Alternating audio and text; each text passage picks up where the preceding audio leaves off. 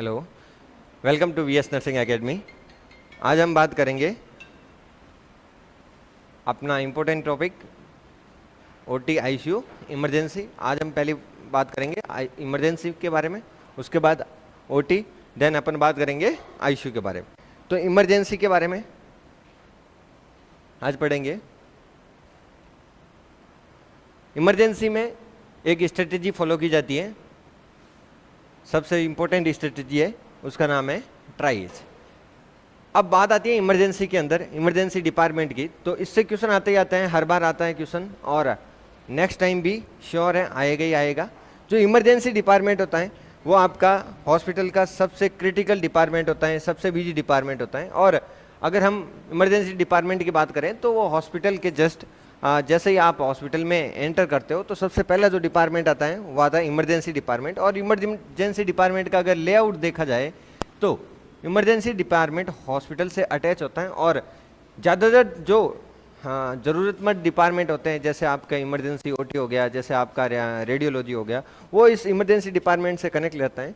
Just मान लीजिए ये आपकी क्या है, हॉस्पिटल की जो रोड होती है, इस रोड से आपका कनेक्ट कौन सा रहता है, इमरजेंसी डिपार्टमेंट।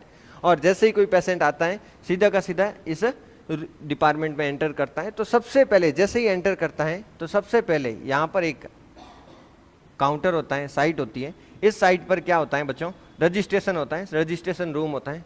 और यहाँ पर जैसे ही पेशेंट को लाते हैं हम पेशेंट का रजिस्ट्रेशन करते हैं, वाइटल्स लेते हैं। उसके बाद ये जो सेकंड जो एरिया है इमरजेंसी डिपार्टमेंट के अंदर, इस सेकंड एरिया बहुत इंपॉर्टेंट है, जिसका नाम होता है ट्राइएज रूम।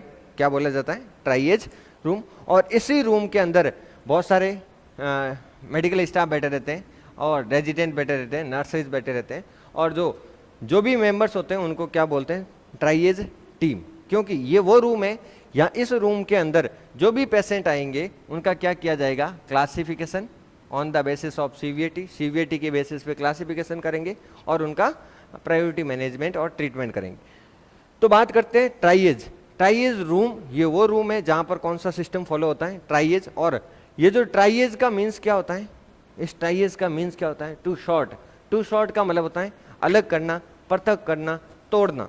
क्योंकि और दूसरी चीज होती है, ये ट्राइएज फॉर्मूला कब यूज लेते हैं, जब मास कैजुअलिटी आती है और अपने पास रिसोर्सेज कम होते हैं, डॉक्टर्स कम होते हैं और कैजुअलिटी बहुत ज़्यादा होती है, उस कंडीशन के अंदर ये स्ट्रेटेजी फॉलो की जाती है। और इस ट्राइएज का मीन्स होता है टू शॉर्ट। टू शॉर्ट का मतलब होता है अलग करना, पृथक करना। जब मास कैजुअलिटी आती है तो हम क्या करते हैं, उसमें से बहुत सारे पेशेंट होते हैं जिनको माइनर इंजरी होती है, बहुत सारे ऐसे होते हैं मेजर इंजरी वाले होते हैं, बहुत सारे पेशेंट ऐसे होते हैं जिनको बहुत type severe and life threatening injury होती है। तो सबसे पहले उनका क्या किया जाता है, क्लासिफिकेशन किया जाता है on the basis of severity of injury. Injury के जो सीवियरिटी होती है उनके बेसिस पे क्लासिफिकेशन किया जाता है, उसी को क्या बोलते हैं, ट्राइएज। और जिसका मतलब होता है टू शॉर्ट, मतलब अलग करना, सबको पृथक करना।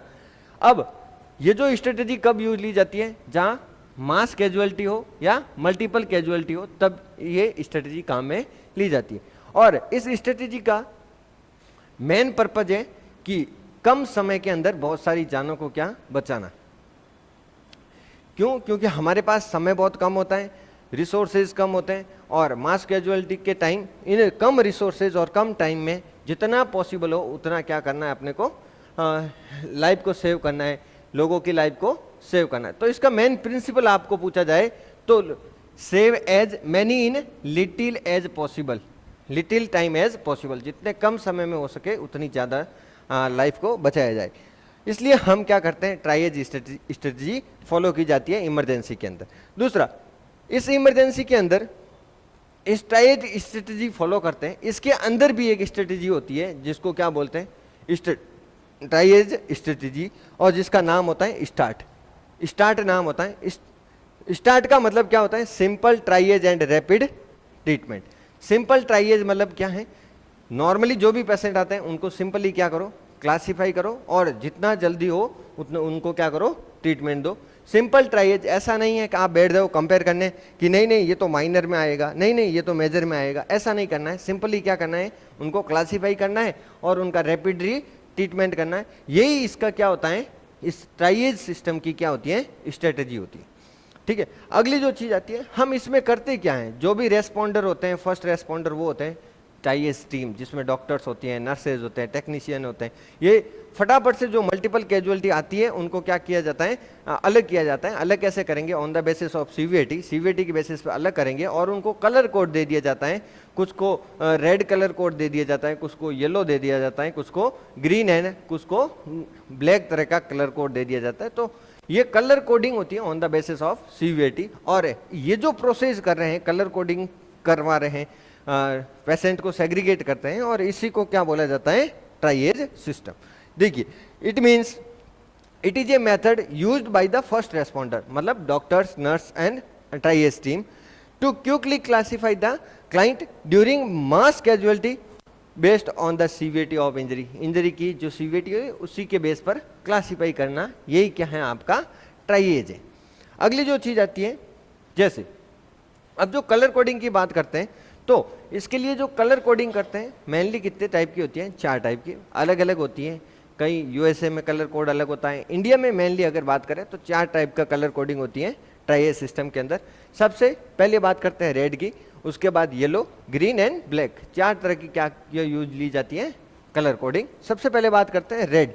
रेड कलर किसको दिया जाता है, या रेड बैंड बांधना या कलर कोडिंग देना का मतलब क्या है, बैंड, जो बैंड होता है वो कलाई पे बांधना। रेड किसके लिए दिया जाता है, रेड को क्या बोला जाता है, इमीडिएट, जिनको ऐसे पर्सन जिनको इमीडिएट आपको केयर की नीड होती है, इमीडिएट हॉस्पिटलाइजेशन की नीड होती है। कहने का मतलब वो पर्सन बहुत ज़्यादा क्या होता है, मोस्ट क्रिटिकल होता है, उनको सीवियर टाइप की इंजरी होती है, तो उनको किस में रखा जाता है, रेड के अंदर। सर हमें कैसे पता चलेगा कि सीवियर टाइप की इंजरी है, तो वो सारी इंजरी जो आपके एयरवे से रिलेटेड हो, ब्रीथिंग से रिलेटेड हो और सर्कुलेशन से रिलेटेड हो, ए बी एंड सी से रिलेटेड जो भी आपको अबनॉर्मलिटी होती है, वो सारी की सारी अबनॉर्मलिटी किससे आती है, रेड में।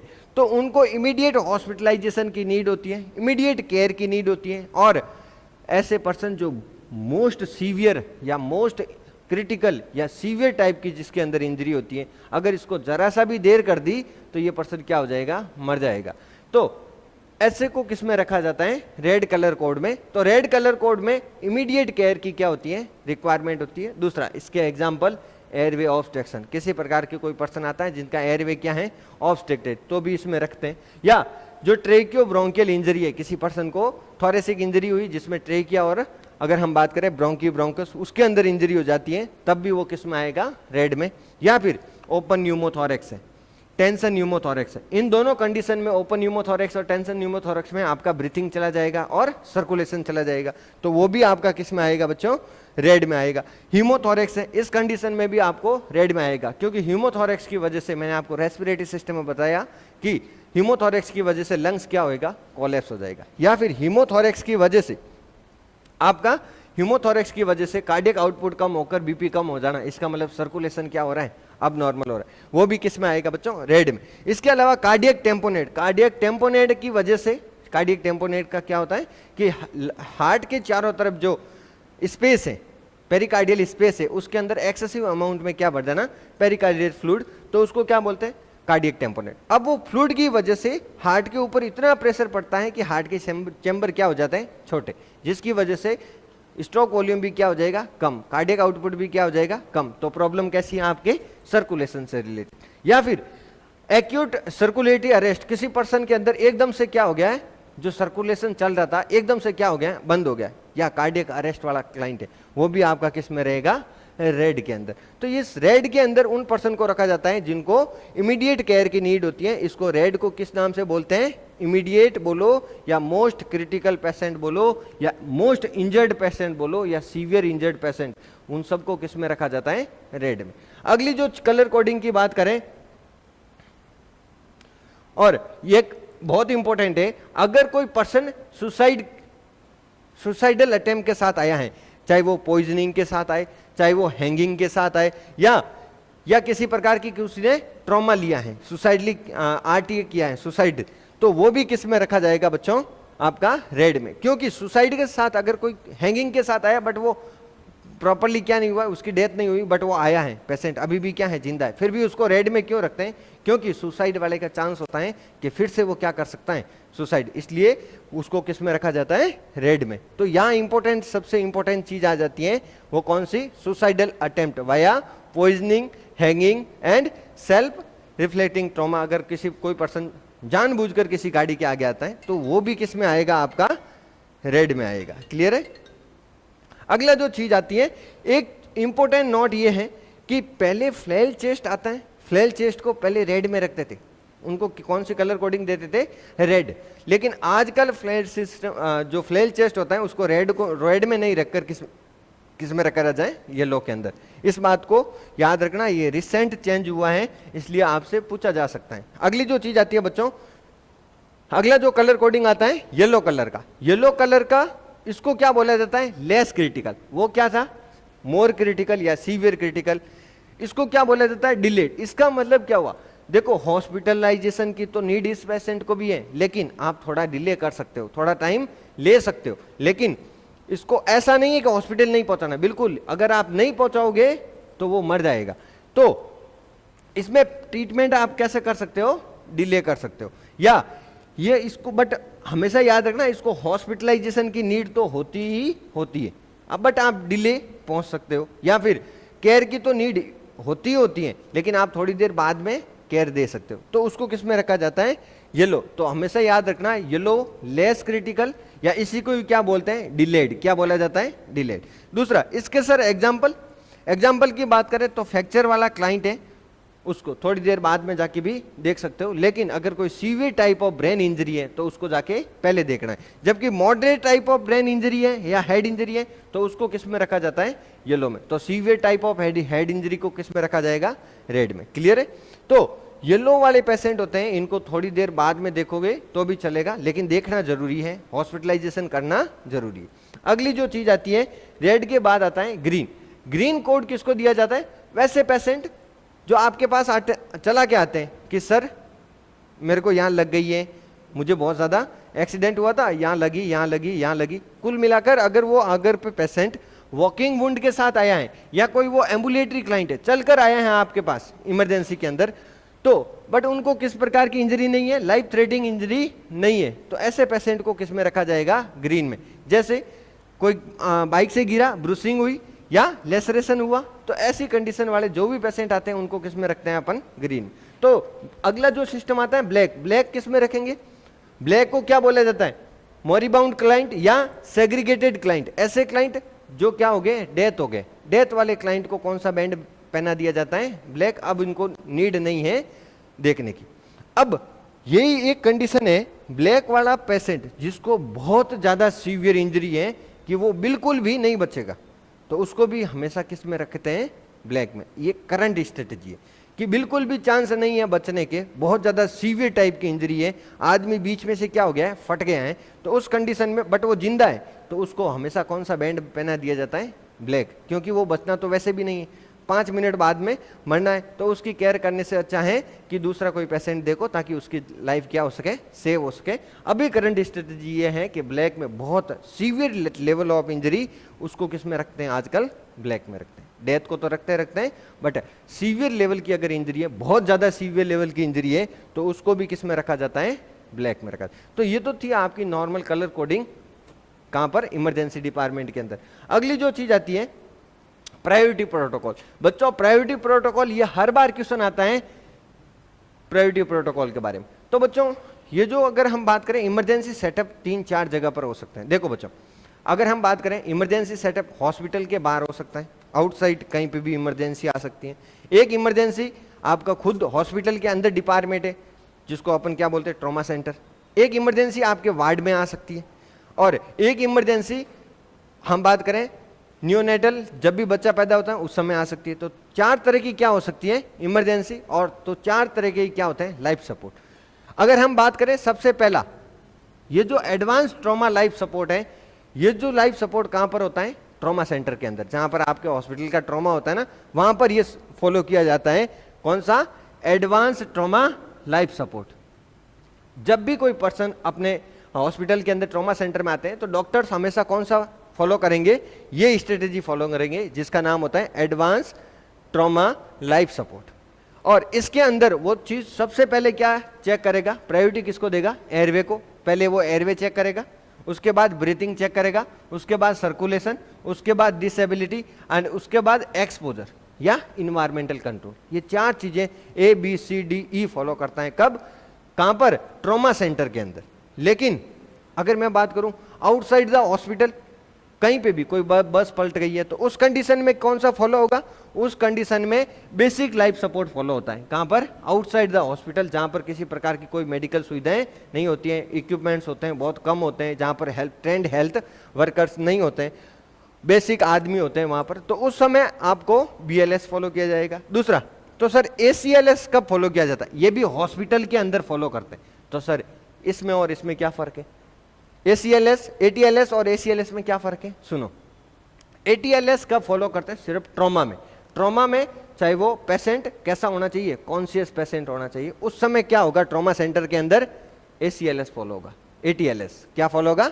ATLS कॉन्शियस पेशेंट के लिए।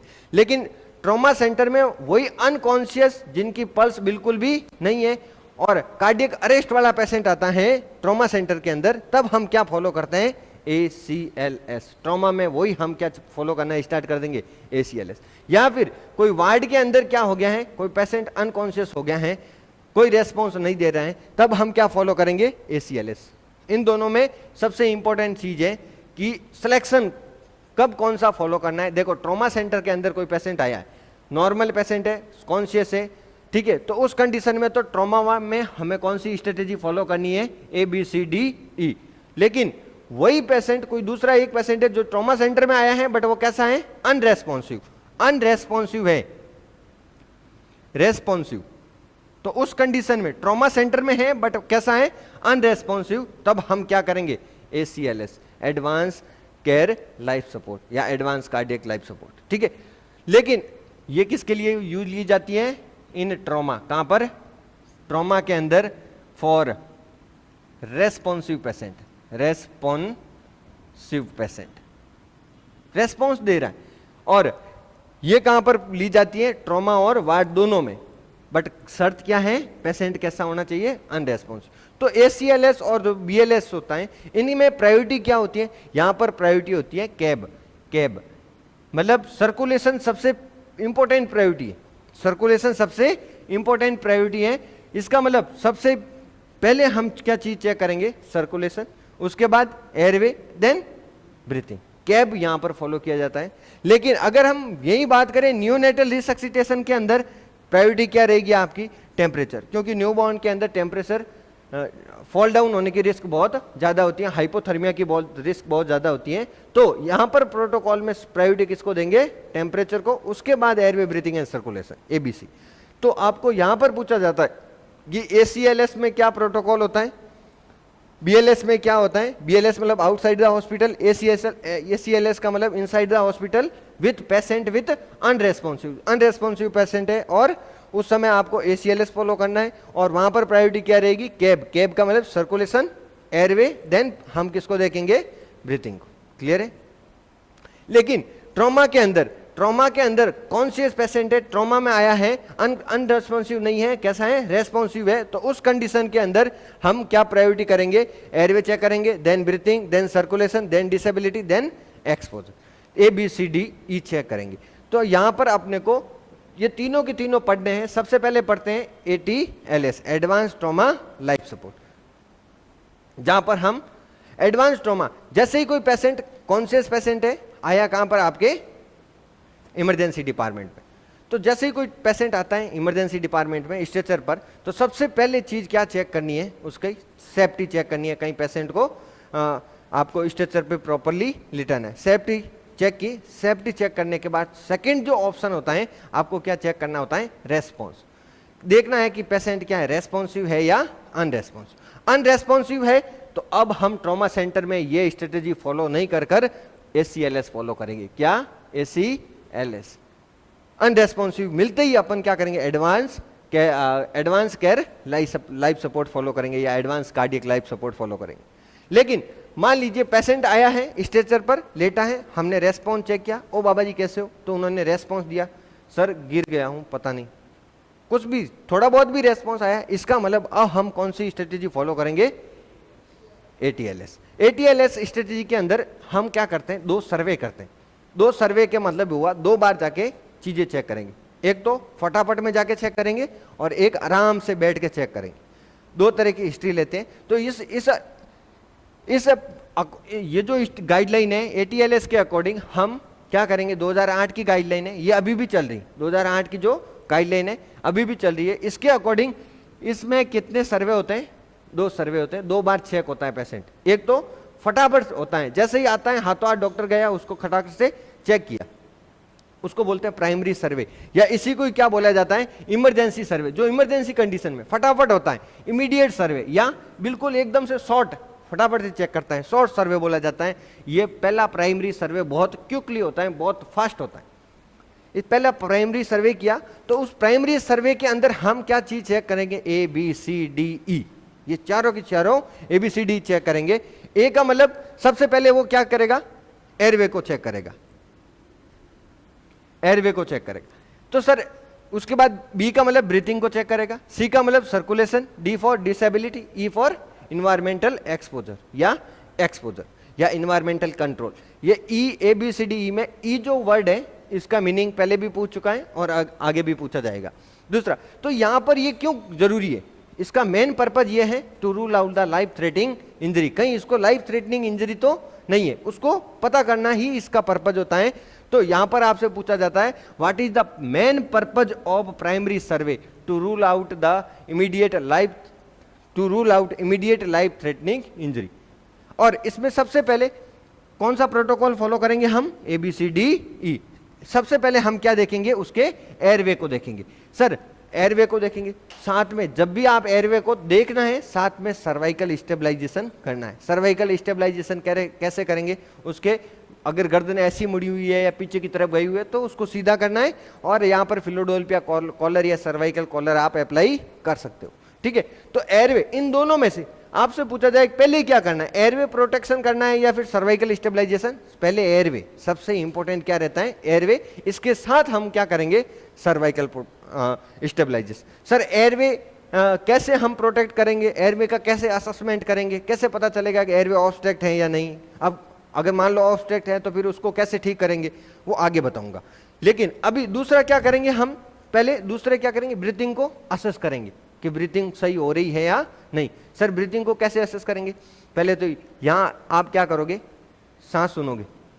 दूसरा लंग साउंड सुन के कर सकते हो। तीसरा, अब जब चेस्ट वॉल का मूवमेंट हो रहा है इसको देख के सोच सकते हो कि प्रॉपरली ब्रीथिंग हो रहा है या नहीं हो रहा है। और क्या तरीका है, आप आ रहा रेस्पिरेटरी रेट देखो, क्योंकि ब्रीथिंग रेस्पिरेटरी रेट अगर 0 आ रही है इसका मतलब ब्रीथिंग नहीं हो रही है। दूसरा SpO2 देखो, इसका मतलब SpO2 बढ़ा है, 99 98 आ रहा है, इसका मतलब कहीं तो कहीं ब्रीथिंग क्या हो रही है, प्रॉपर हो रही है, तभी तो क्या हो रहा है, ऑक्सीजनेशन। तो ब्रीथिंग को चेक करने का तरीका ये भी हम आगे डिस्कस करेंगे।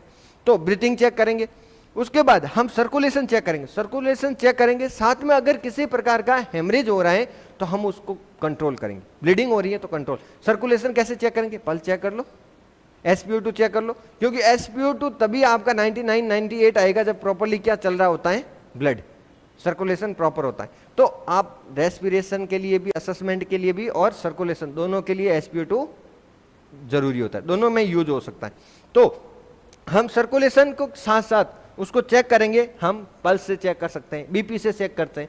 सिस्टोलिक बीपी इंपॉर्टेंट होती है, उससे चेक करें, इसका मतलब सिस्टोलिक बीपी नॉर्मल है, इसका मतलब उसको पर्सन का क्या चल रहा है, सर्कुलेशन भी नॉर्मल चल रहा है। साथ में अगर किसी प्रकार के हेमरेज है, ब्लीडिंग हो रही है, तो सबसे इंपॉर्टेंट तरीका है ब्लीडिंग को कंट्रोल करने का, डायरेक्ट उस पर क्या अप्लाई करो, प्रेशर। डायरेक्ट प्रेशर अप्लाई करना है, गोज पीस लिया स्टेराइल, उससे बैंडेजिंग कर दी, अप्लाई करके बैंडेज कर दिया। उससे भी कंट्रोल नहीं होता है तो हम क्या करते हैं, ट्रेनेक्सा दे सकते हैं, दे सकते हैं। उससे भी कंट्रोल नहीं होता है तो फिर हम सूचरिंग कर सकते हैं। उससे भी कंट्रोल नहीं होता है तो आर्टरी को क्या कर सकते हैं, लाइगेट करते हैं। उससे भी कंट्रोल नहीं होता है तो फिर क्या करते हैं, पूरे के पूरे एम्पुटेशन पार्ट को ही अलग कर सकते हैं। तो ये ब्लीडिंग को कंट्रोल करने के तरीके होते हैं। तो फर्स्ट स्टेप क्या होता है, apply direct pressure at injury site. आपको डायरेक्ट प्रेशर अप्लाई करना है कहां पर, इंजरी साइट पर। और ABCD, डी का मतलब हम उस पर्सन के अंदर डिसेबिलिटी को लिमिट करेंगे। सर डिसेबिलिटी को लिमिट तो तब करोगे जब पहले आप डिसेबिलिटी को पता करोगे कि कई पर्सन को डिसेबिलिटी तो नहीं। तो डिसेबिलिटी को पता करो और उसको जितना हो सके उसको कम करो। सर डिसेबिलिटी को पता करने का सबसे बेस्ट तरीका क्या, आप न्यूरोलॉजिकल एग्जामिनेशन कर दो उस पर्सन का, ब्रीफ न्यूरोलॉजिकल एग्जामिनेशन करो, और आपको डिसेबिलिटी पता चलेगी। सर हमने ब्रीफ न्यूरोलॉजिकल एग्जामिनेशन कैसे करेंगे? आप जीसीएच चेक कर लो या फिर प्यूपिल रिएक्शन, ये दो चीजें चेक करो, आपको न्यूरोलॉजिकल एग्जामिनेशन, इनसे आपको पता चल जाएगा पेशेंट को क्या डिसेबिलिटी है। अगर वो डिसेबिलिटी बढ़ रही है तो उसको जितना हो सके क्या करना है, कम करना है। अगला सर ई का मतलब एग्जामिन या एक्सपोजर या इन्वायरमेंटल कंट्रोल, ये कैसे करेंगे? अब प्रॉपरली पूरे पेशेंट को क्या करना है, एग्जामिन करना है कि कहीं पेशेंट के कपड़ों के अंदर किसी प्रकार का कोई पॉइजन तो नहीं है, अगर है तो उसको हटाना है। हटाने के बाद अगर मान लो कोई पर्सन ऐसा है कपड़े पूरे खुले हैं, तो फिर उसको पता है कि अपन को पता है कि क्या हो सकता है पेशेंट को, हाइपोथर्मिया, तो उसको प्रॉपरली ब्लैंकेट से क्या करना है, कवर करना है। तो हम इन्वायरमेंट को कंट्रोल करते हुए ये सारा करना है। अगर हाइपोथर्मिया के रिस्क नहीं हो इसके लिए आपको क्या ब्लैंकेट दे देनी है पेशेंट को। पेशेंट को अगर उस किसी प्रकार का पॉइजन उसके कपड़ों पे है तो उसको क्या करना है, रिमूव करना है। तो ये भी आपको एग्जामिनेशन या एनवायरमेंट कंट्रोल में करना है। तो ये था आपका ABCDE। इतना करने के बाद जैसे ही ABCD फॉलो कर लिया उसके बाद डॉक्टर साहब चुपचाप जाके अपने काउंटर पर बैठ जाएंगे और जो भी प्रिस्क्रिप्शन देना है उनको दे दिया, और नर्स मैडम को क्या करते हैं, नर्सिंग ऑफिसर को पकड़ा देते हैं कि लो ये कर लीजिए। उसके बाद उनके अटेंडर को बुलाते हैं और पूरी की पूरी इंजरी की क्या करते हैं, डिटेल लेते हैं। बताइए कैसे हुआ, क्या कर रहे थे, एकदम से कैसे हुआ, किस जगह पर थे। तो पूरा का पूरा एकदम बैठकर उस पेशेंट की क्या ले रहे हैं, हिस्ट्री। तो वो क्या कर रहे हैं, आपका सेकेंडरी सर्वे। और सेकेंडरी सर्वे बाद में किया जाता है, थोड़ा देर के बाद किया जाता है, इसलिए इस सर्वे को क्या बोलते हैं, डिलेड सर्वे। क्या बोलते हैं, डिलेड। या इसमें थोड़ा टाइम लगता है, इसमें प्रॉपर हिस्ट्री ली जाती है, किसकी, ट्रॉमा की, कहां कैसे लगा कैसे नहीं लगा, सारी की सारी। और दूसरा, जब भी ये सर्वे उनको पता चला कि जैसे कोई ऐसा लगा कि वहीं ऊपर से नीचे गिरा है, तो हो सकता है कि पांव फट गया हो, हथेली फट गई हो, तो वो सारी की सारी बाद में जाके उनको प्रॉपरली उसको क्या करेगा, डिस्कवर करेगा, खोजेगा कि और कहीं जगह पर तो इंजरी नहीं है। तो ये जो सेकंड जो सर्वे होता है बहुत आराम से होता है, इसलिए इसको क्या बोला जाता है, डिले सर्वे बाद में होता है, इन डिटेल सर्वे। और इसमें क्या किया जाता है, पूरी की पूरी ट्रॉमा की हिस्ट्री ली जाती है, कैसे हुआ कैसे नहीं हुआ। तो ये था आपका प्राइमरी एंड सेकेंडरी सर्वे। अब मैंने आपको बताया था एयरवे। ए का मतलब क्या होता है, एयरवे। एयरवे को सबसे पहले असेस करना, उसके बाद अगर हमें पता चला कि एयरवे पेटेंट है या नहीं, सबसे पहले तो ये चीज पता करना है। तो एयरवे का सबसे पहले, एयरवे पढ़ रहे हैं प्राइमरी सर्वे के अंदर, एयरवे का क्या करेंगे, असेसमेंट। सबसे बेस्ट तरीका होता है कि एयरवे पेटेंट है या नहीं, इसको पता करने का सबसे बेस्ट तरीका क्या होता है, आप ये पता करो कि पेशेंट बोल पा रहा है या नहीं। अगर वो पेशेंट बोल रहा है, बात कर रहा है आपसे, इसका मतलब कहीं ना कहीं एयरवे पूरा पेटेंट है, एयर आ रही है अंदर से प्रॉपरली, तभी तो बात कर पा रहे हैं। अदरवाइज अगर ये ब्लॉक होता तो पर्सन बोल नहीं पाता। तो अगर वो पर्सन एबल टू स्पीक है या नहीं, ये मेथड से अपन एयरवे का क्या कर सकते हैं, असेसमेंट, सबसे बेस्ट मेथड है। दूसरा, अगर a patient is able to speak, अगर वो बोल रहा है, इसका मतलब आपका क्या है, it means airway is patent, बिल्कुल एयरवे के अंदर कोई दिक्कत नहीं है। तो अब हम ब्रीथिंग को चेक करेंगे। ब्रीथिंग में कोई दिक्कत नहीं तो किसको चेक करेंगे, सर्कुलेशन। सर्कुलेशन में कोई दिक्कत नहीं, डिसेबिलिटी। डिसेबिलिटी के बाद इन्वायरमेंटल एक्सपोजर कंट्रोल। ठीक है, अब मान लीजिए असेसमेंट पर हमें क्या मिला, पेशेंट क्या नहीं कर पा रहा है, बोल नहीं पा रहा है, साथ में उस पेशेंट के अंदर बहुत ज्यादा टेकिकार्डिया हो रहा है, टेकीपनिया हो रहा है, वो बहुत ज्यादा यूज कर रहे हैं एक्सेसरी मसल्स का। साथ में क्या मिल रहा है, आप जब वो सांस लेता है तब उसको snoring sound, hoarseness of sound, wheezing sound आपको सुनाई दे रहा है। तो ये अगर ये साइन अगर प्रेजेंट है, साथ में जो पेशेंट है धीरे धीरे क्या हो रहा है, अनकॉन्शियस की तरफ बढ़ रहा है, तो ये सारे अगर साइन प्रेजेंट है और पेशेंट बिल्कुल नहीं बोल रहा है, इसका मतलब उसका एयरवे क्या है, कॉम्प्रोमाइज। अब आपको एयरवे को खोलना पड़ेगा, इसको पेटेंट करना पड़ेगा वेरियस टाइप ऑफ मेथड से। तो अब हम बात करते हैं, अगर कोई पर्सन के अंदर बोल नहीं रहा है, साथ में डेंजर साइन प्रेजेंट है, इसका मतलब आपका एयरवे क्या है, कॉम्प्रोमाइज। अब इसको क्या करना पड़ेगा, सिक्योर करना पड़ेगा, ओपन करना पड़ेगा। सिक्योर करने का मतलब ओपन करना पड़ेगा। अब उसके लिए बहुत सारे क्या होते हैं, मेथड्स होते हैं। तो यहां पर ये याद रखना, डेंजर साइन कौन से होते हैं, यहां आपसे पूछा जाता है, टेकिकार्डिया हो गया, टेकीपनिया हो गया, use of accessory muscle in respiration, respiration में अगर कोई एक्सेसरी मसल्स यूज कर रहे हैं, या स्नोरिंग या गार्गलिंग या हॉर्सनेस या स्टेडोर या विजिंग, ये किसी प्रकार के जो अब नॉर्मल एडवेंटेजियस जो साउंड प्रेजेंट है, या फिर किसी को उसका जीसीएस कितना है, लेस देन 8 है, ये भी किसको, ये भी क्या है आपका डेंजर साइन है। इसके अलावा किसी पर्सन के अंदर ट्रेकियल डेविएशन है, क्या है ट्रेकियल डेविएशन, इसका मतलब एक्सरे करवाया आपने, एक्सरे में देखा कि उसकी ट्रेकिया किधर जा रही है, राइट साइड में या लेफ्ट साइड में, तो ये इंडिकेट करेगा कहीं ना कहीं इसको टेंशन न्यूमोथोरेक्स हो सकता है, हीमोथोरेक्स हो सकता है, जो इसका मतलब उसका एयरवे क्या नहीं है, पेटेंट नहीं है। या उस पर्सन में साइनोसिस है, तो ये भी इंडिकेट करेगा उसका एयरवे क्या नहीं है, पेटेंट नहीं। जैसे ही आपको ये सारे साइन दिखे, साथ में पेशेंट बोल नहीं रहा है, तो समझ लेना इसका एयरवे ब्लॉक है। अब इसको क्या करना पड़ेगा, सिक्योर करना पड़ेगा। अब सिक्योर करने के बहुत सारे क्या होते हैं मेथड, लेकिन जब भी कोई भी मेथड यूज करने से पहले, चाहे आप सक्शनिंग करोगे, चाहे आप गुडल एयरवे डालोगे, चाहे आप ओरोफेरिंजियल एयरवे डालोगे, चाहे आप ईटी डालोगे, चाहे कुछ भी करने से पहले आपको सबसे पहला काम होता है एयरवे मैनेजमेंट से पहले ओरल कैविटी का एग्जामिनेशन करना। क्योंकि अब जब इमरजेंसी या गिरा या लगी जहां पर ट्रॉमा हुआ, उस समय क्या हो सकता है, कुछ पार्टिकल अंदर जा सकते हैं, कुछ आर्टिकल अंदर जा सकते हैं। कोई भी अगर ओरल कैविटी में हुआ और आपने एयरवे को क्या हेड टिल्ट करने की कोशिश की, वो पार्टिकल या चीज कहाँ गई, चली गई एयरवे के अंदर, पहले नहीं था अब और मर जाएगा। लेकिन जब भी आपको एयरवे को सिक्योर करना है, उससे पहले आप ओरल कैविटी को जरूर चेक करना है कि कहीं कोई फॉरेन बॉडी तो उसके अंदर नहीं है। उसके बाद हम एयरवे को कैसे सिक्योर कर सकते हैं, ओपन कैसे कर सकते हैं। मान लीजिए कोई किसी प्रकार का सिक्रेशन है, तो सक्शनिंग करके एयरवे को ओपन कर सकते हैं, ये सबसे बेस्ट मेथड है। दूसरा, हम क्या करते हैं, कुछ मैन्युअर्स फॉलो कर सकते हैं, जिसमें दो इंपॉर्टेंट मैन्युअर हैं जो आपके एयरवे को क्या करेंगे, ओपन करेंगे। अगर वो कॉम्प्रोमाइज है तो उसको ओपन करेंगे। सबसे पहला हेड टिल्ट चिन लिफ्ट, दूसरा जो थ्रस्ट मैन्युअर।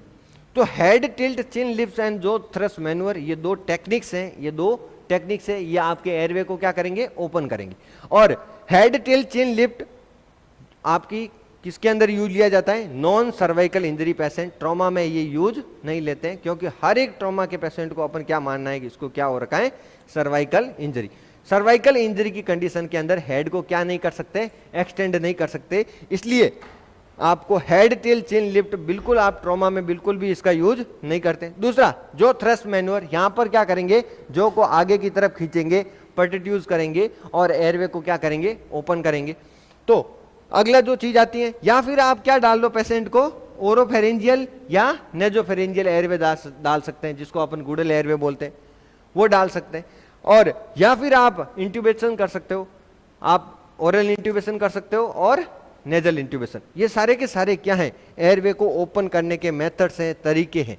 तो एक एक मेथड्स और तरीका पढ़ते हैं। लेकिन बच्चों एक यहां पर क्वेश्चन आता है, अगर किसी पर्सन के अंदर, अगर कोई पर्सन इमरजेंसी डिपार्टमेंट में आया है और उसको सीवियर टाइप की फेशियल ट्रॉमा है, मैक्सिलोफेशियल ट्रॉमा है, तो उस कंडीशन में सक्शन कर नहीं सकते, उस कंडीशन में जो थ्रस्ट मैन्युअर कर नहीं सकते, उस कंडीशन के अंदर आप हेड टिल्ट तो फॉलो करना ही नहीं है, क्योंकि ट्रॉमा वाला पेशेंट है, ये फॉलो कर नहीं सकते, क्योंकि बहुत सारा क्या है, मैक्सिला और फेशिया के अंदर फेशियल ट्रॉमा है। और नेजोफेरिंजियल, ओरोफेरिंजियल या फिर इंट्यूबेशन बिल्कुल उस जगह से नहीं हो सकता है। तो उस कंडीशन के अंदर एयरवे को कैसे ओपन करेंगे, उसके लिए दो मेथड्स होते हैं, उसके लिए दो मेथड्स होते हैं। इमरजेंसी के अंदर बिल्कुल एयर नहीं आ रही है, इमरजेंसी में हम क्या करेंगे बच्चों, नीडल क्रिकोथायरोइडोटॉमी, क्या करेंगे, नीडल क्रिकोथायरोइडोटॉमी। और बाद में जब भी ये ठीक हो जाए, इमरजेंसी में तो हम क्या करेंगे, नीडल क्रिकोथायरोइडोटॉमी करेंगे, लेकिन बाद में डेफिनेटिव इसका क्या मैनेजमेंट है, ट्रेकियोस्टॉमी करेंगे। अरे भाई समझ में आया, बाद में क्या करेंगे, आराम से ट्रेकियोस्टॉमी करेंगे, लेकिन इमरजेंसी की कंडीशन में हमें 14 गेज की वाइड बोन नीडल को क्या करेंगे, जो थायरोक्रिकोइड मेम्ब्रेन होती है उसके अंदर इंट्रोड्यूस करेंगे। इसको क्या बोलते हैं, नीडल क्रिकोथायरोइडोटॉमी।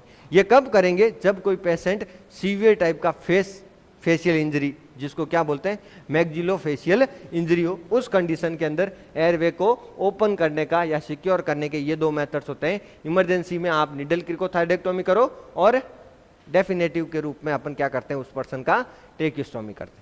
तो ये मेथड्स होते हैं, एक एक मेथड्स को पढ़ेंगे। सबसे पहला सक्शनिंग है, तो वो मेरा टॉपिक नहीं है, वो आपके किसका टॉपिक है, फंडामेंटल वारिस सर का। दूसरा होता है मैन्यूअर, ये जो मैन्यूअर अपन ने पढ़े हैं, दो तरह के मैन्यूअर होते हैं। सबसे पहला मैन्यूअर है हेड टिल्ट चिन लिफ्ट। यहां पर एक हाथ से तो चिन को क्या करना है, ऊपर की तरफ लिफ्ट करना है, साथ में एक हाथ से हेड को क्या करना है, पीछे की तरफ टिल्ट करना है। ये जो head tilt and chin lift, ये चिन को लिफ्ट करना, हेड को टिल्ट करना। इससे क्या होता है, जो यहां पर एयरवे कॉम्प्रोमाइज था वो एयरवे अब क्या हो जाएगा, ओपन हो जाएगा और आपको पेटेंट एयरवे मिलेगा। क्लियर? तो ये प्रोसीजर है, इस प्रोसीजर को क्या बोलते हैं, head tilt chin lift. But ये जो प्रोसीजर है ट्रॉमा वाले पेशेंट में नहीं करते हैं, या फिर जो सर्वाइकल इंजरी वाला पेशेंट होता है उसमें नहीं करते हैं। तो सर ये कहां पर करते हैं, non trauma and non cervical injury वाले पेशेंट में किया जाता है। ट्रॉमा वाले और सर्वाइकल इंजरी वाले पेशेंट में ये प्रोसीजर फॉलो नहीं किया जाता है। क्लियर है? अगला जो मैन्यूअर आता है वो कौन सा होता है बच्चों, जो नेक्स्ट मैन्यूअर है बहुत इंपॉर्टेंट है, जिसका नाम क्या है, जो थ्रस्ट मैन्यूअर, या इसी को क्या बोलते हैं, जो लिफ्टिंग। क्या बोलते हैं, जो थ्रस्ट या जो लिफ्टिंग।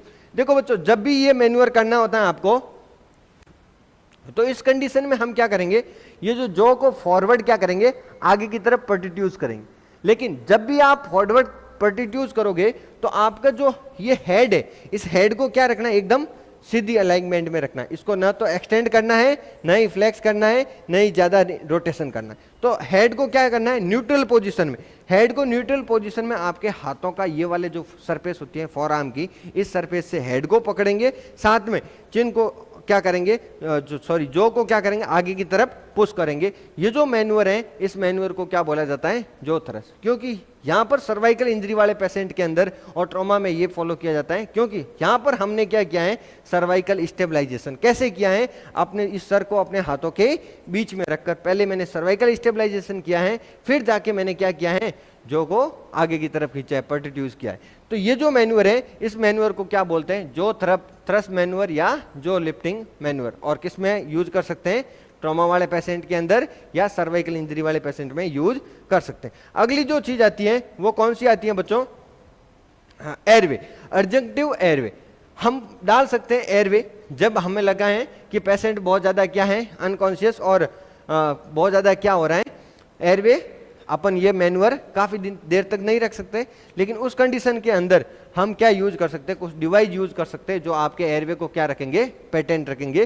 तो उसमें सबसे पहला आता है ओरोफेरिंजियल एयरवे, जिसको हम क्या बोलते हैं, गुडल एयरवे के नाम से जानते हैं। और जिसकी इमेज ये देख सकते हो, यह आपका कौन सा एयरवे, ओरोफेरिंजियल एयरवे, या इसी को क्या बोलते हैं, गुडल एयरवे। बच्चों ये एक rigid plastic, hard plastic structure होती है और जिसके पास बाइट ब्लॉकिंग कैपेसिटी होती है। और जब यह एयरवे डालते हो तो उसके लिए एक खास शर्त यह है कि पेशेंट कैसा होना चाहिए, अनकॉन्शियस। क्योंकि ये ओरल कैविटी में डालोगे, तो ओरल कैविटी में इसको जब डालोगे तो गैग रिफ्लेक्स आ सकता है, अगर वो कॉन्शियस हुआ तो। अनकॉन्शियस हुआ तो इसका मतलब उसके अंदर गैग रिफ्लेक्स नहीं है। तो ऐसे पेशेंट में यूज करना है जो जिनका एयरवे कॉम्प्रोमाइज है और पेशेंट क्या है, अनकॉन्शियस, और उसके अंदर गैग रिफ्लेक्स क्या है, अब्सेंट, तभी आप यूज कर सकते हो। इसका मतलब कॉन्शियस पेशेंट में ये एयरवे यूज नहीं कर सकते।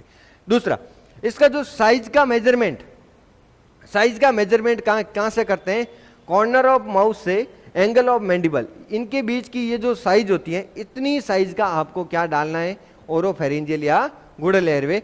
और साइज का measurement from corner of mouth to angle of mandible, या फिर आपका मिड इंसिजन से इसकी मेजरमेंट कर सकते हैं, मिड इंसिजन से लगाकर एंगल ऑफ मैंडिबल तक, ये जो डिस्टेंस होती है इसका भी यूज कर सकते हो।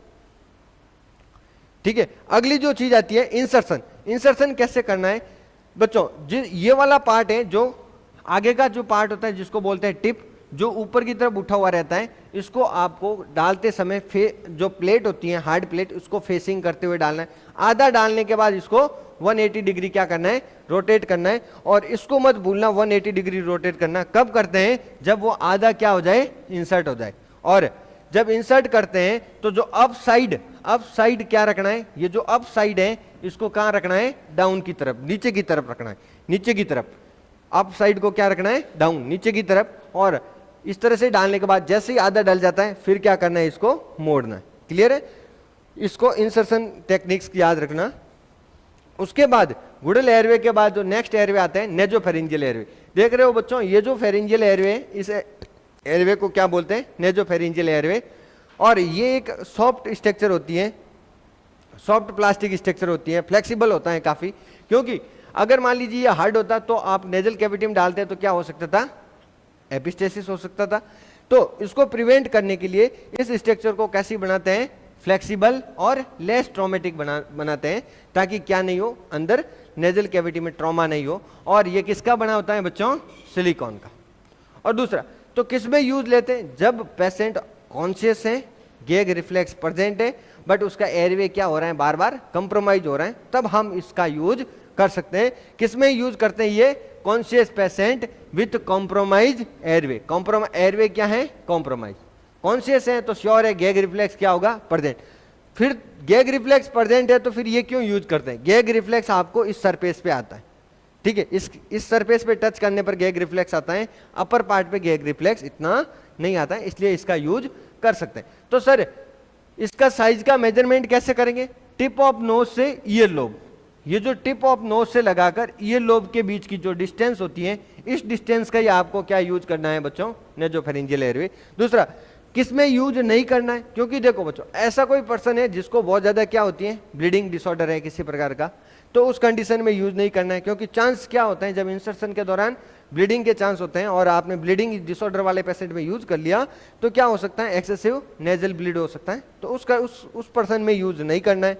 दूसरा मान लीजिए किसी पर्सन के अंदर ये जो स्कल का जो बेस होता है इस पर ट्रॉमा है, यहां पर क्या हो रखा है, ट्रॉमा हो रखा है, और आपने ये नेजोफेरिंजियल एयरवे डाला और सीधा का सीधा कहां जा सकता है, ब्रेन में, तो उस कंडीशन में भी आपको इसका यूज नहीं करना है। तो दो कंडीशन में कॉन्ट्रा इंडिकेट है, ब्लीडिंग डिसऑर्डर वाले पर्सन के अंदर, या फिर बेस स्कल फ्रैक्चर है, स्कल का बेस का जब फ्रैक्चर होता है उस कंडीशन में यूज नहीं करना। या फिर आपको ये वर्ड नहीं देकर आपको ऐसे दे सकता है, एक पेशेंट है जिसको क्या हो रहा है, राइनोरिया हो रहा है, तो श्योर है उस पर्सन को क्या हो रहा है, बेस स्कल का फ्रैक्चर हो रहा है, तो उस कंडीशन में भी आपको नेजोफेरिंजियल एयरवे क्या है, कॉन्ट्रा इंडिकेट। अगली जो चीज आती है वो बच्चों क्या आती है, एलएमए। जो एलएमए की बात करते हैं जिसको क्या बोलते हैं, लैरिंजियल मास्क एयरवे। ये जो एयरवे दिख रहा है इसको क्या बोलते हैं, एलएमए। बहुत सी बार एग्जाम में पिक आती है बच्चों।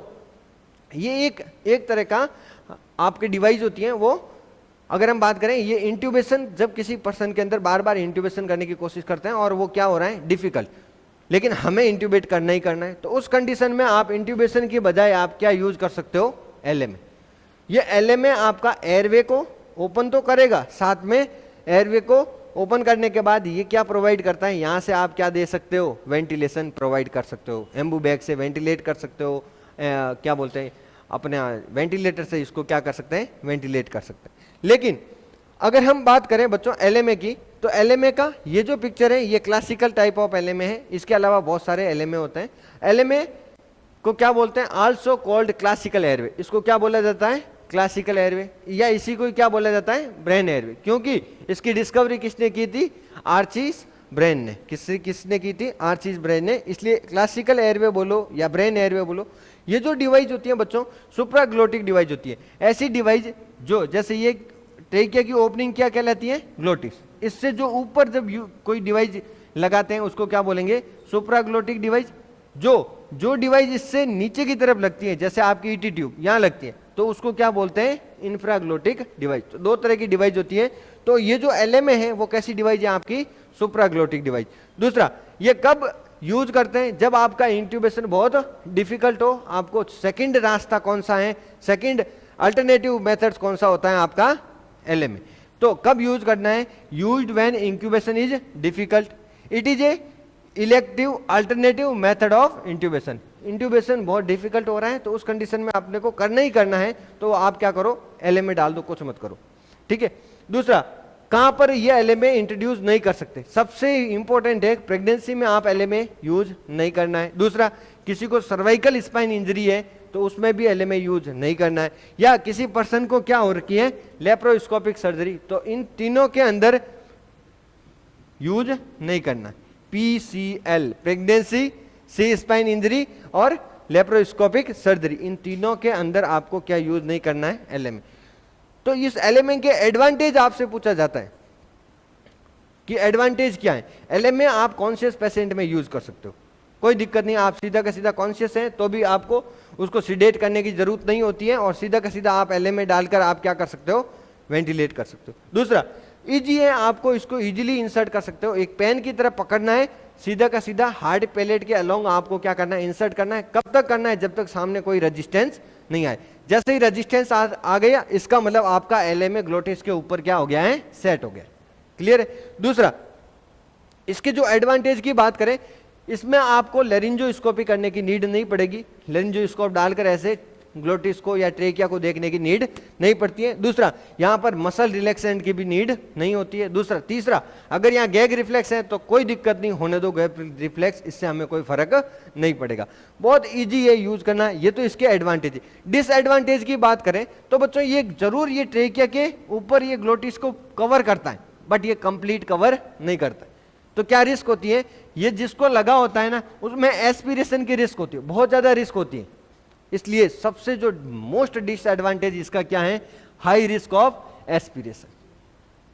दूसरा, जब डालते हैं, जब इसकी सरफेस पर ये टच करता है तो लेरिंग्स क्या होता है, ट्रेकिया क्या होती है, कॉन्स्ट्रिक्ट होती है, तो ज्यादा रिस्क क्या होती है, लेरिंजोस्पाज्म की। दूसरा, इसका मोस्ट कॉमन कॉम्प्लिकेशन ये होता है, ज्यादा दिन तक आप इसको लगा के नहीं रख सकते, आपको क्या हो जाएगा, सोर थ्रोट हो जाएगा। ये इसका मोस्ट कॉमन कॉम्प्लिकेशन है, सोर थ्रोट की रिस्क बहुत ज्यादा बढ़ जाती है। इसलिए ये जो एलएमए है, इसको लॉन्ग टर्म तक इसका यूज नहीं कर सकते। कॉर्नर ऑफ माउथ क्या हो जाते हैं, चिल जाते हैं, इसलिए सोर थ्रोट होता है, इसका क्या होता है, मोस्ट कॉमन कॉम्प्लिकेशन। अगली जो चीज आती है इसमें बच्चों, इसमें आपने पिक्चर में देखो तो इसमें ये चीज क्या है, आगे की तरफ ये देख रहे हो कफ है, लेकिन जैसे ही आप इंट्रोड्यूस करोगे तो इस कप को क्या करना है, डिफ्लेट करना है। डिफ्लेट करने के बाद क्या डालना है पेशेंट के अंदर, जैसे ही वहां आगे रेजिस्टेंस आ जाए तो इस कप को क्या करना है, इन्फ्लेट कर देना। अब जो इस कप के अंदर नॉर्मल प्रेशर आपसे पूछा जाए कि एलएमए के कप का नॉर्मल प्रेशर कितना होना चाहिए, वो आपके 40 से 60 mm ऑफ H2O होना चाहिए। कितना होना चाहिए, 40 से 60 mm ऑफ H2O। इस ये आपसे क्वेश्चन पूछा जा सकता है, क्योंकि बहुत सी बार आपसे क्या पूछा गया है, ईटी ट्यूब का कप। अब जो एलएमए के कप का प्रेशर पूछ सकते हैं, नॉर्मल कितना होता है, 40 से 60 mm ऑफ H2O। दूसरा, इंसर्शन कैसे करना है, एलएमए को होल्ड करना है पेन के जैसे, और हार्ड पैलेट के अलोंग क्या करना है, इंसर्ट करना है। कब तक करना है, जब तक वो कहाँ नहीं, आगे आपको क्या नहीं फेल्ट हो, रेजिस्टेंस। जैसे ही रेजिस्टेंस फेल्ट होता है वहां पर रोक दो और कप को क्या करो, इन्फ्लेट कर दो एयर के साथ। सर कितनी एयर के साथ इन्फ्लेट करना है, वो उस पर डिपेंड करता है कि किस साइज का कप है। अगली जो, तो सर किस साइज का कप कितने में यूज करेंगे, अगर कोई न्यूनेट है या फिर 5 kg तक का बच्चा है तो 1 नंबर का मास्क यूज करेंगे, 1 नंबर का एलएमए यूज करेंगे। दूसरा, 5 से 10 kg वाला है तो 1.5 का, 10 से 20 वाला है 2 नंबर का। तो एलएमए के नंबर आते, जैसे जैसे नंबर बढ़ता है इसका मतलब एलएमए की साइज भी क्या होती जाएगी, बढ़ती जाएगी। और अगर वो 1 नंबर वाला यूज कर रहे हो तो यहां पर 4 ml को क्या करना है, इन्फ्लेट करना है। कप को किससे इन्फ्लेट करना है, 4 ml से। अगर 1.5 नंबर वाला कर रहे हो तो 7 ml तक उसको इन्फ्लेट कर सकते हो।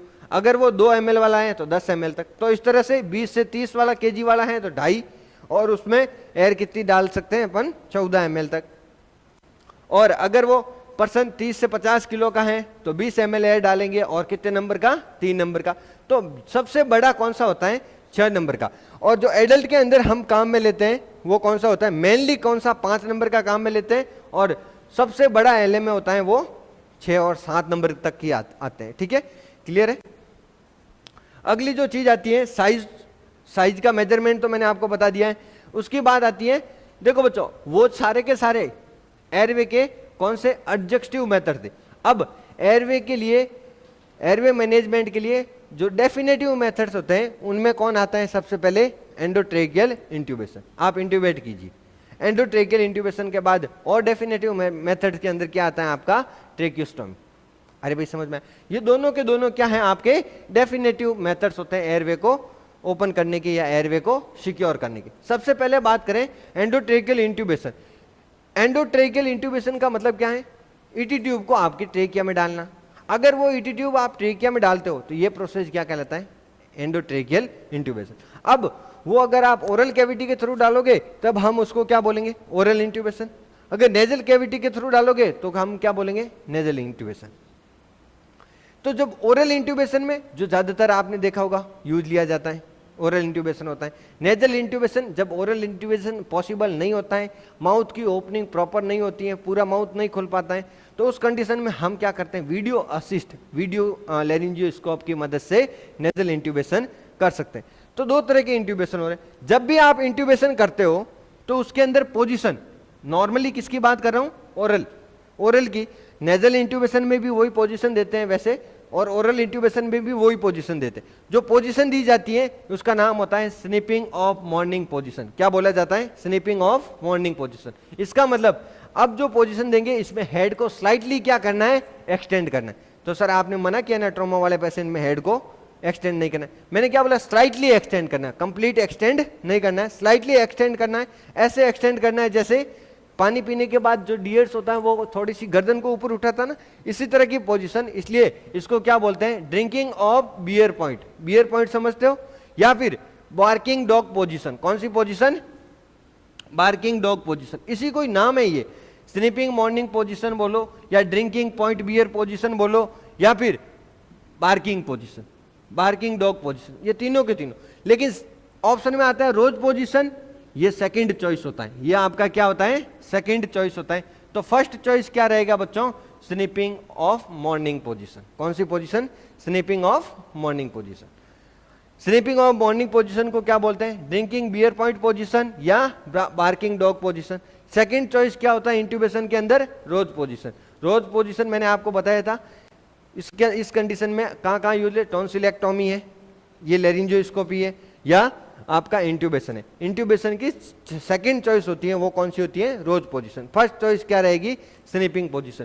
स्निपिंग पोजीशन में इस हेड को आपके जो फ्लोर होता है उससे 10 सेंटीमीटर ऊपर रखा जाता है। ये क्वेश्चन कभी ना कभी आएगा, कभी ना कभी आएगा कि स्निपिंग पोजीशन के अंदर या ड्यूरिंग इंट्यूबेशन हेड को फर्श से कितना ऊपर रखना है, 10 सेंटीमीटर अबव रखना है।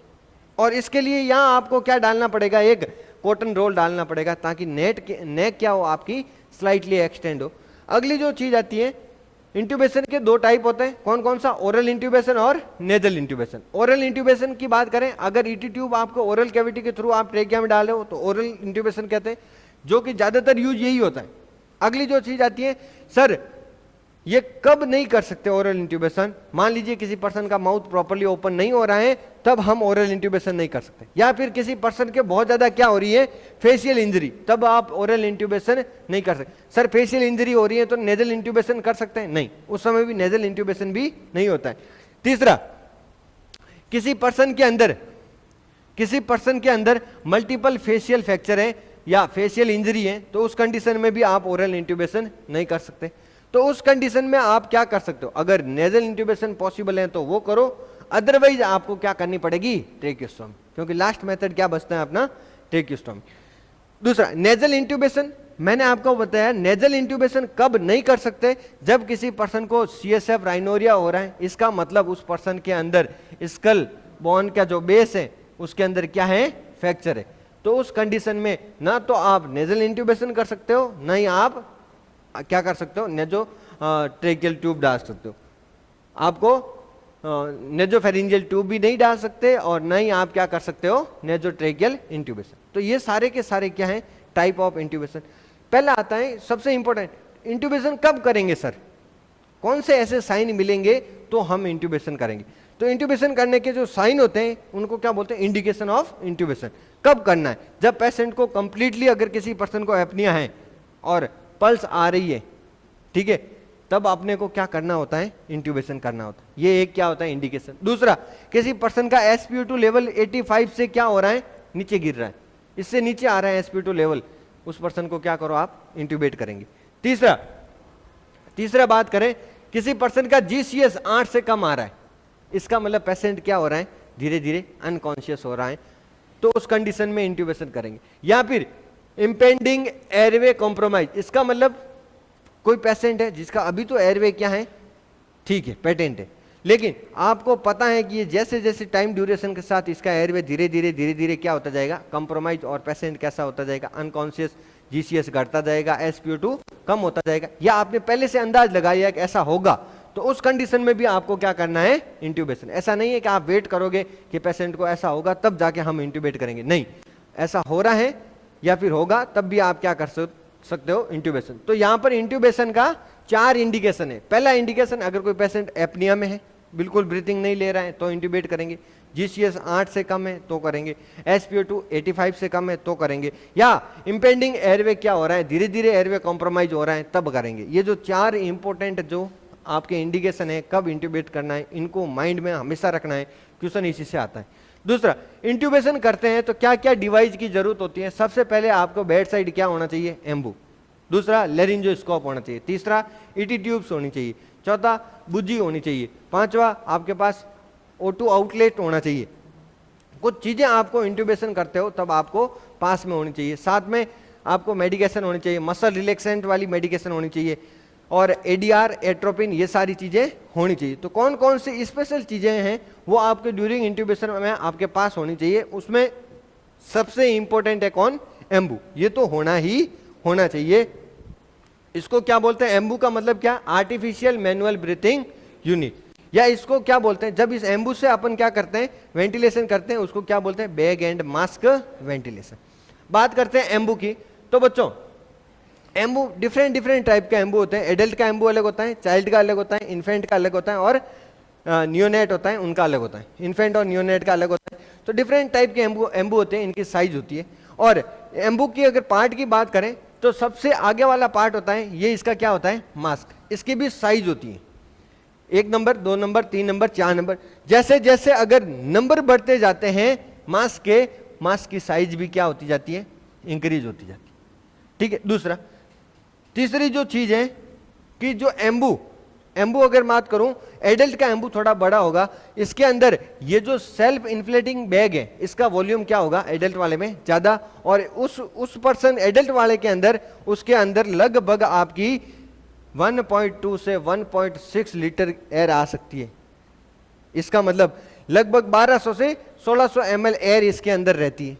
दूसरा, अगर वही बात करें चाइल्ड का है तो उस एम्बू के अंदर 500 से 550 ml एयर उसके अंदर रहेगी। और एडल्ट वाला है तो उसके ऊपर कौन सा नंबर का मास्क लगता है, 5 नंबर का, इसका मतलब बड़ा वाला मास्क लगेगा। और चाइल्ड है तो उसमें जनरली कितने नंबर का मास्क लगता है, 3 नंबर का। और वही अगर न्यूबॉर्न या इन्फेंट है तो उस कंडीशन में एम्बू का जो वॉल्यूम होगा लगभग 250 से 300 ml का होगा, और उस पर मास्क कितना लगेगा, 1 ml, 1 नंबर वाला। और जब भी आप एम्बू करते हो तो एम्बू आपको 100% क्या देता है, ऑक्सीजन। जब उसको किससे कनेक्ट किया जाए, ऑक्सीजन ट्यूबिंग से। इस ट्यूबिंग को किससे कनेक्ट किया जाता है, ऑक्सीजन आउटलेट होता है, उससे कनेक्ट करेंगे। दूसरा, जब भी आप एम्बू लगाओ तो सबसे पहले 3 पार्ट होते हैं एम्बू के। सबसे पहला मास्क हो गया, ये रिजर्वर सेल्फ इन्फ्लेटिंग बैग हो गया, या और तीसरा ये आपकी ऑक्सीजन ट्यूबिंग हो गई, और उसके बाद एक होता है पार्ट रिजर्वर बैग। इस तीनों को क्या करना है, इधर से मास्क लगाया, इधर से ट्यूबिंग लगाई, एम्बू के साथ कनेक्ट किया, और रिजर्वर को कनेक्ट करने के बाद आप क्या लगाना है, एम्बू देना है। अब आप एम्बू करोगे तो वो एम्बू आपका 80 से लगाकर 100% तक ऑक्सीजन सप्लाई कर सकता है, किसको, पेशेंट को। क्लियर है। दूसरा, मान लीजिए कोई पेशेंट है वेंटिलेटर पे था, अचानक क्या हुआ, आपने उसको ट्रांसफर करना था कहाँ, रेडियोलॉजी डिपार्टमेंट। आप रेडियोलॉजी डिपार्टमेंट में ट्रांसफर करने गए, वेंटिलेटर बंद हो गया, डिस्चार्ज हो गया, डिस्कनेक्ट हो गया, डिस्चार्ज होकर बंद हो गया। तो उस कंडीशन में आपको क्या करना है, कुछ नहीं करना है, वेंटिलेटर को निकालो, एम्बू स्टार्ट करो। अरे भाई समझ में, तुरंत क्या करना है अपने को, एम्बू स्टार्ट करना है, आर्टिफिशियल ब्रीथिंग यूनिट स्टार्ट कर देनी है। वही कितने रेट से, 16 से 20 रेट, 22 62 20 ब्रीथ पर मिनट की रेट से क्या करना है आपको, एम्बू करना। क्लियर है। ये तो था आपका नॉर्मल एम्बू के बारे में। दूसरा इंपॉर्टेंट जो आर्टिकल है वो आपका कौन सा होता है बच्चों, लेरिंजियोस्कोप। क्या होता है, लेरिंजियोस्कोप। अगला है, उससे पहले एक चीज समझते हैं, जब भी सीपीआर करते हैं या एम्बू को अप्लाई करते हैं तो कुछ चीजें ध्यान रखनी। जब भी आप क्या करते हो, एम्बू को अप्लाई करते हो तो कुछ चीजें याद रखनी है। पहला, जब भी आप एम्बू करो तो पेशेंट के एम्बू हमेशा किस हैंड में रखना है बच्चों, आपका right hand. Use left hand to apply mask, left hand का यूज मास्क को अप्लाई करने में करते हैं। ठीक है। दूसरा, राइट हैंड से हमेशा क्या किया जाता है, एम्बू। दूसरा, एम्बू जब भी करते हो या फिर एयरवे से रिलेटेड जब भी पेशेंट पर काम करना होता है तो वो हमेशा पेशेंट के सर के पीछे जाके करते हैं। अरे भाई समझ में आए, सर के, जैसे पेशेंट सो रहे हैं तो उसके सर के पीछे जाकर एयरवे को क्या किया जाता है, मेंटेन किया जाता है।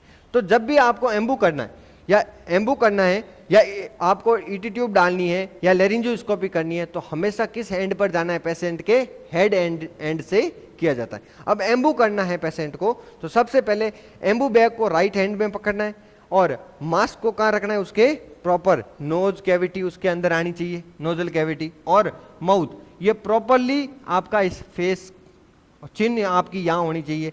ऐसा नहीं है लीकेज नहीं होना चाहिए, यहाँ से प्रॉपरली साइज का होना चाहिए जिसमें नाक भी आपका, मुंह भी और चिन्ह तीनों के तीनों लाइन में और इस सर्कल के अंदर, इसका मतलब इस मास्क के अंदर होना चाहिए, तभी प्रॉपर एम्बू होगा।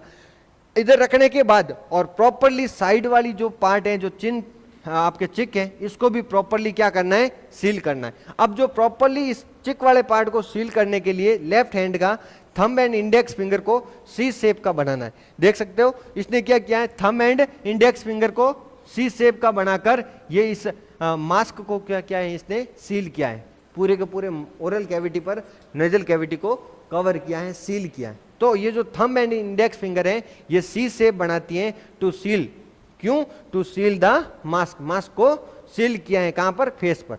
दूसरा होता है ये जो अदर फिंगर होती है, अदर फिंगर को आपके जो के नीचे रखना है, क्योंकि ताकि जो को क्या कर सके, ऊपर उठा सके। पता चला इसको यहां नहीं रखा, एम्बू किया, जो नीचे चली गई तो क्या हो गया, लीकेजिंग ही होगी।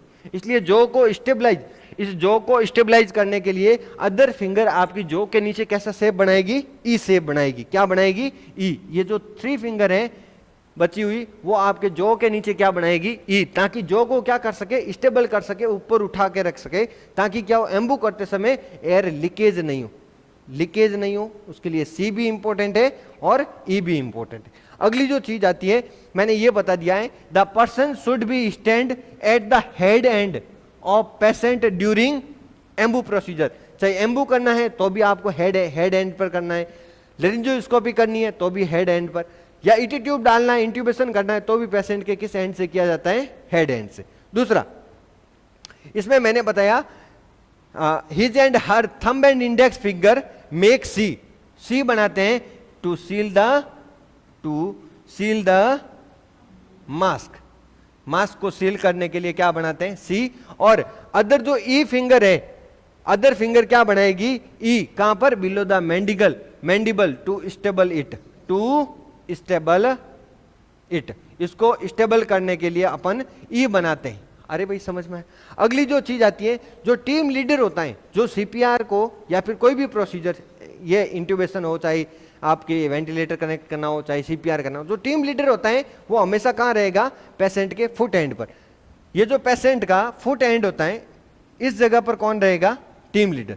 यहां पर वो पर्सन रहेंगे जो क्या करेंगे, एयरवे को सिक्योर करेंगे, इंट्यूबेशन करेंगे। तो वो पर्सन सारे के सारे पेशेंट के हेड वाली तरफ। दूसरा आता है राइट और लेफ्ट में। तो राइट साइड में और लेफ्ट साइड की बात करें तो लेफ्ट साइड में उन लोगों को खड़े रहना है जो आपके आईवी लाइन डालेंगे, जो आपके इंजेक्शन देंगे, वो सारी नर्सेज और पैरामेडिकल स्टाफ आपके लेफ्ट साइड में रहेंगे। और जो सीपीआर करेंगे या अदर कोई प्रोसीजर करेंगे, जैसे डीफैब करेंगे, सीपीआर करेंगे, वो सारे के सारे किस साइड में रखते हैं, राइट साइड में। तो ये प्रोटोकॉल होता है कि सीपीआर के दौरान कौन कहां किस तरफ खड़ा रहेगा। आईवी लाइन सिक्योर करने वाला हमेशा किस तरफ खड़ा रहेगा, राइट साइड में। जो सीपीआर करेगा या डीफैब लगाएगा वो, सॉरी, आईवी लाइन वाले लेफ्ट साइड में, और जो सीपीआर करेगा या फिर जो डीफैब लगाएगा वो किधर रहेगा, लेफ्ट साइड में। जो एयरवे को सिक्योर करेगा वो हेड की तरफ, जो लीडर होगा, जो इंस्ट्रक्टर होगा वो किधर रहेगा, आपके पांव की तरफ। दूसरा, जब भी आपसे क्वेश्चन पूछा जाता है कार्डियक इमरजेंसी में कौन सा कोड होता है, ब्लू कोड।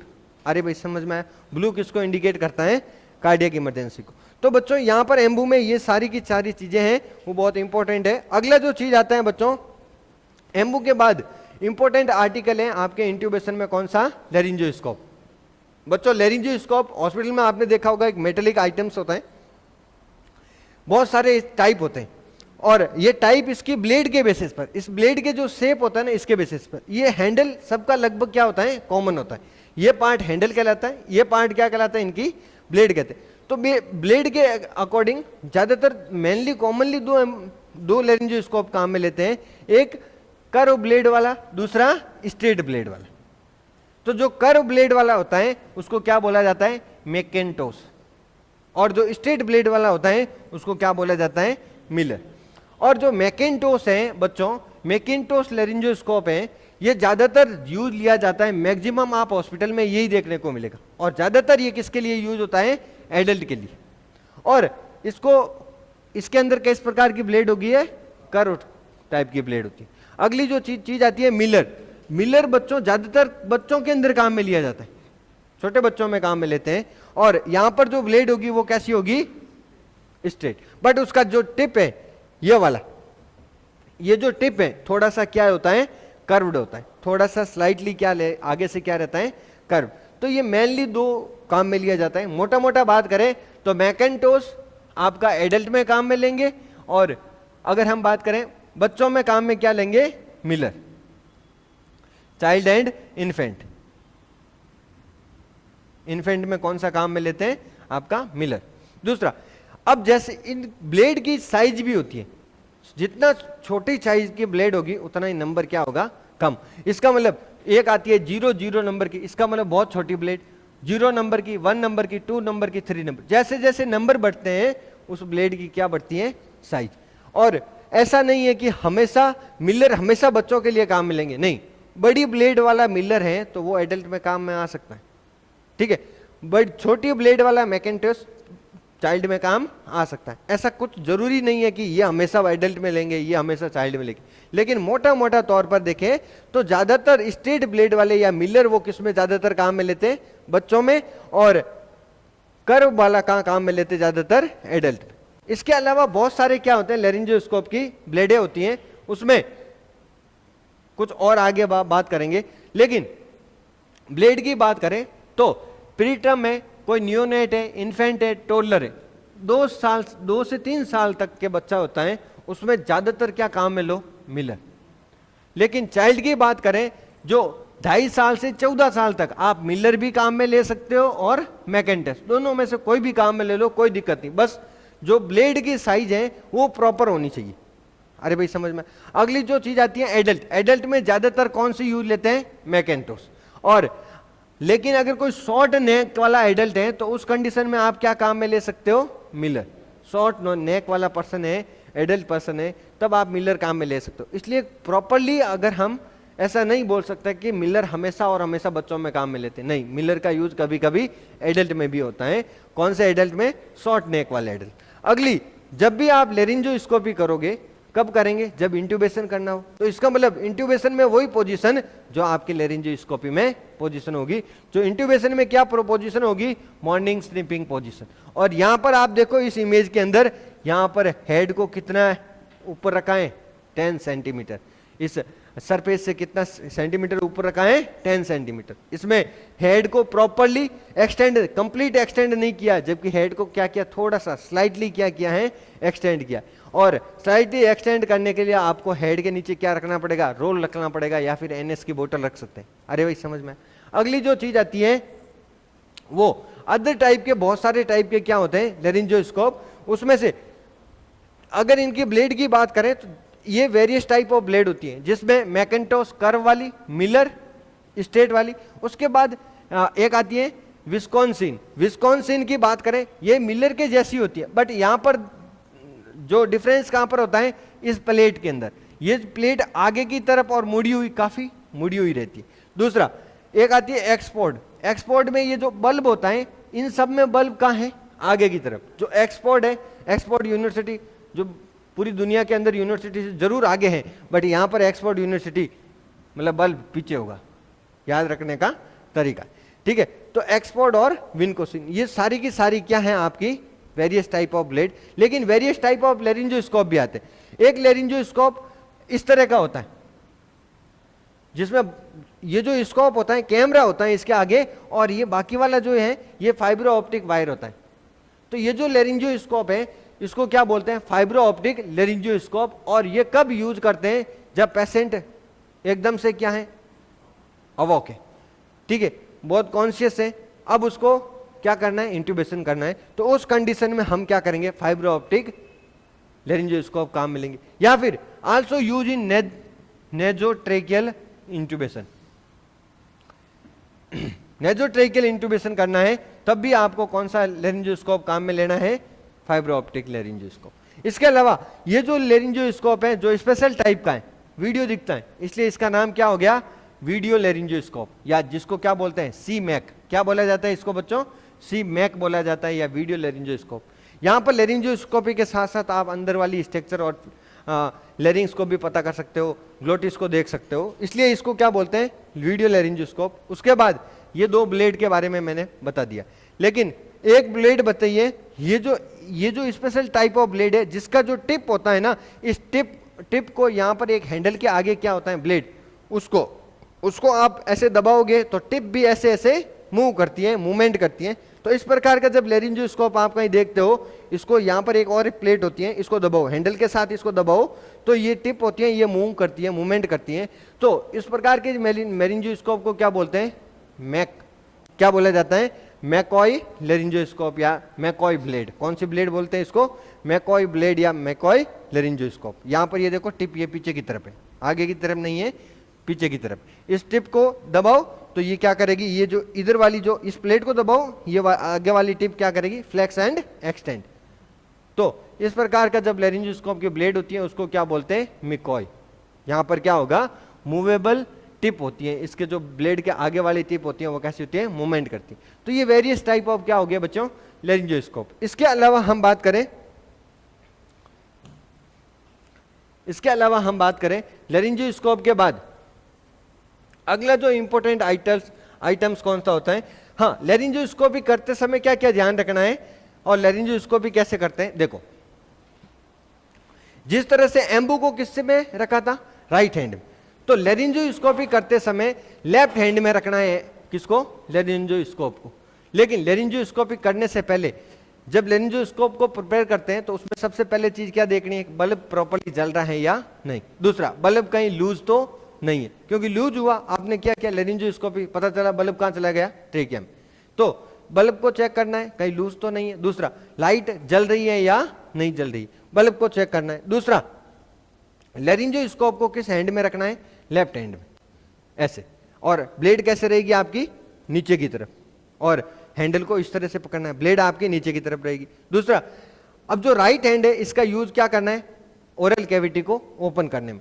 राइट हैंड का क्या करना है, यूज किससे क्या करना है, always hold the laryngoscope in left hand and open the oral cavity with right hand. Right hand से क्या करनी है, ओरल कैविटी ओपन करनी। दूसरा, ओरल कैविटी ओपन करनी है, साथ में अब जो टंग, अब लेरिंजियल ब्लेड होती है ओरल कैविटी में डालोगे तो राइट एंगल से डालनी है।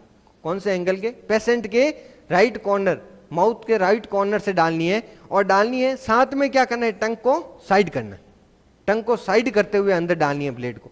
जैसे ही ब्लेड अंदर जाए उसके बाद इसमें याद रखना है, introduce the laryngoscope from right angle of mouth. कौन से एंगल से डालना है, राइट एंगल से डालना है। और side the tongue from midline to the left side. आपको टंग को किधर करना है, लेफ्ट साइड में करना है। टंग को क्या करना है, लेफ्ट साइड में खिसकाना है। ब्लेड को डालते समय राइट कॉर्नर से ब्लेड डालनी है और लेफ्ट कॉर्नर की तरफ क्या कर खिसकाना है, टंग को। जैसे ही टंग खिसक जाए, अब लेरिंजियोस्कोप क्या हुआ, प्रॉपर्ली इंट्रोड्यूस हुआ। अब जब आप लेरिंजियोस्कोप को लिफ्ट करना है टूवर्ड द रूफ, ये जो रूफ होती है इसके टूवर्ड क्या करना है, ऊपर की तरफ उठाना है। अब जब ऊपर की तरफ उठाओगे, जो फोर्स आना चाहिए वो कभी भी आपके इस क्या बोलते हैं, व्रिस्ट से नहीं आना चाहिए, एल्बो से नहीं आना चाहिए। उठाने के लिए जो लिफ्टिंग फोर्स होती है वो कहां से आना चाहिए, आपका शोल्डर से। अब इसका मतलब व्रिस्ट को आप ऐसे फ्लेक्स या एक्सटेंड नहीं कर सकते, ऐसे नहीं कर सकते। ऐसे करोगे तो उस पर्सन के दांत टूट जाएंगे, डेंटल इंजरी हो जाएगी। तो आपको क्या करना है, force of lifting should be come from deltoid and triceps. Deltoid muscles and tricep से क्या आना चाहिए, फोर्स आना चाहिए। शोल्डर वाले इलाके से फोर्स आना चाहिए, डेल्टोइड एंड ट्राइसेप से आना चाहिए, शोल्डर वाले इलाके से फोर्स आना चाहिए। इसका मतलब flexion of wrist joint Contra indicate because it may cause upper teeth, upper incision जो टीथ होते हैं उनको क्या कर सकते हैं, इंजरी कर सकते हैं। तीसरी जो चीज, जैसे ही आपने क्या किया लेरिंजियोस्कोपी, और तो राइट हैंड में क्या करनी है आपको, होल्ड किसको करना है, ईटी ट्यूब को। ईटी ट्यूब को जैसे ही आपको लगा ग्लोटिस दिख रहा है तो राइट हैंड में ईटी ट्यूब पकड़ी हुई है, उसको कहाँ डालने की कोशिश करना है, उस आपके ग्लोटिस के अंदर, ट्रेकिया के अंदर। इसका मतलब hold the ET tube in right hand during intubation and try to introduce in it into the trachea. Trachea में डालने की कोशिश कर, और कहाँ डालनी है, आपने डालने की कोशिश की, रेजिस्टेंस आया, रुकना है और थोड़ा सा वापस क्या करना है, बैक खींचना है। जो आपकी ट्रेकिया दो भागों में टूटती है उसको क्या बोलते हैं, ये आपकी ट्रेकिया है, ये जो जहां दो T5 लेवल पर दो भागों में टूटती है इसको क्या बोलते हैं, कैरिना।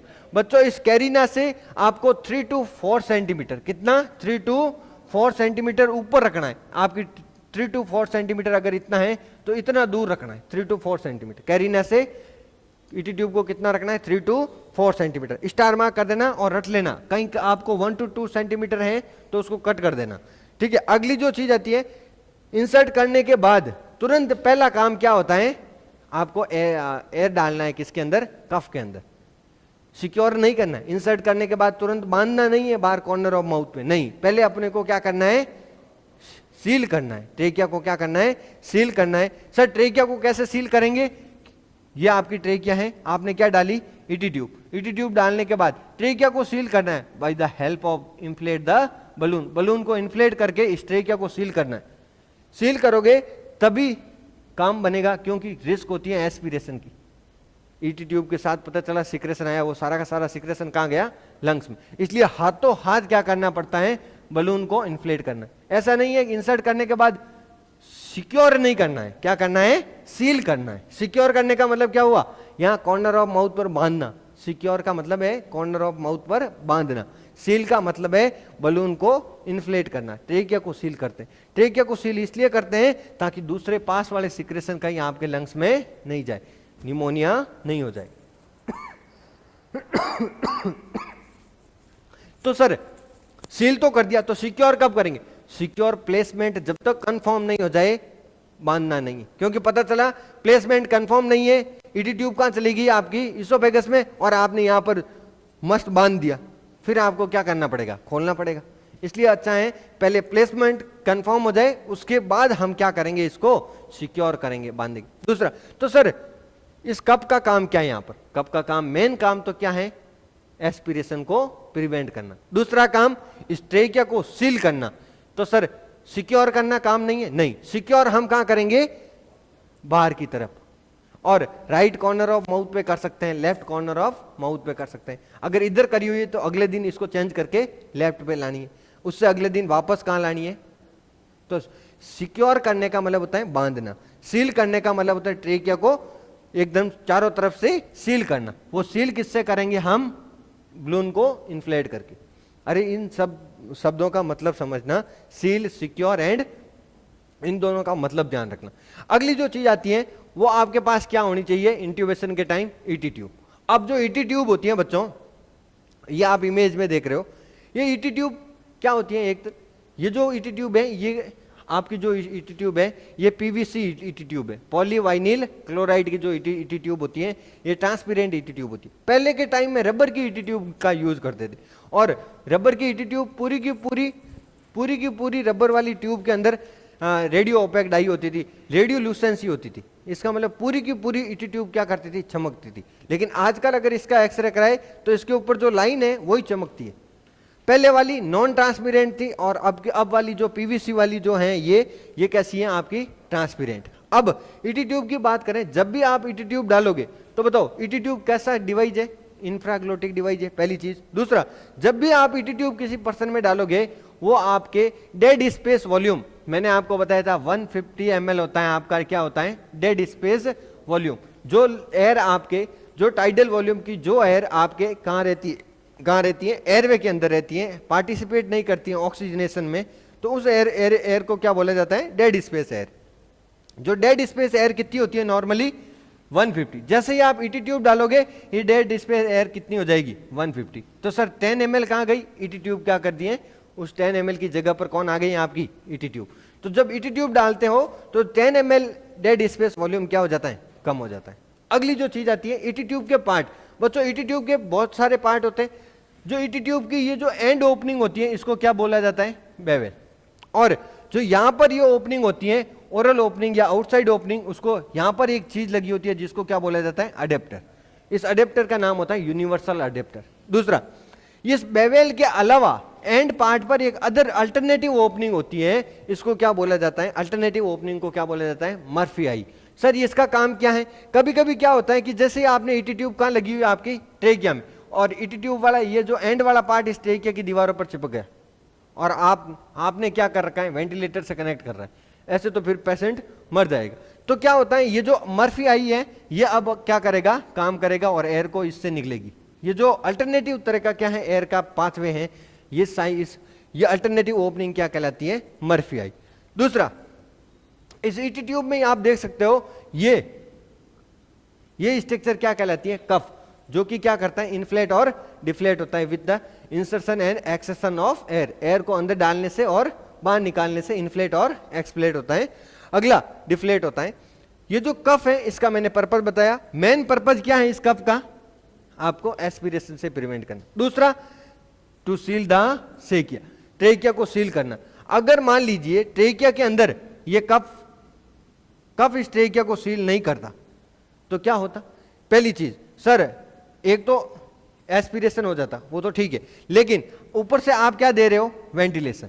आप क्या कर रहे हो, यहां से एम्बू कर रहे हो और यहां एयर गई वापस। अगर ये सील नहीं होता तो ट्रेकिया के पास में से होते हुए वापस एयर कहां जाती, बाहर आती। तो एम्बू करने का मतलब क्या था? इसलिए ये वापस एयर बाहर नहीं आए, इसलिए ट्रेकिया को क्या करना पड़ेगा, सील करना पड़ेगा। और ये सील करने का काम क्या है, किसका होता है, इस कप का।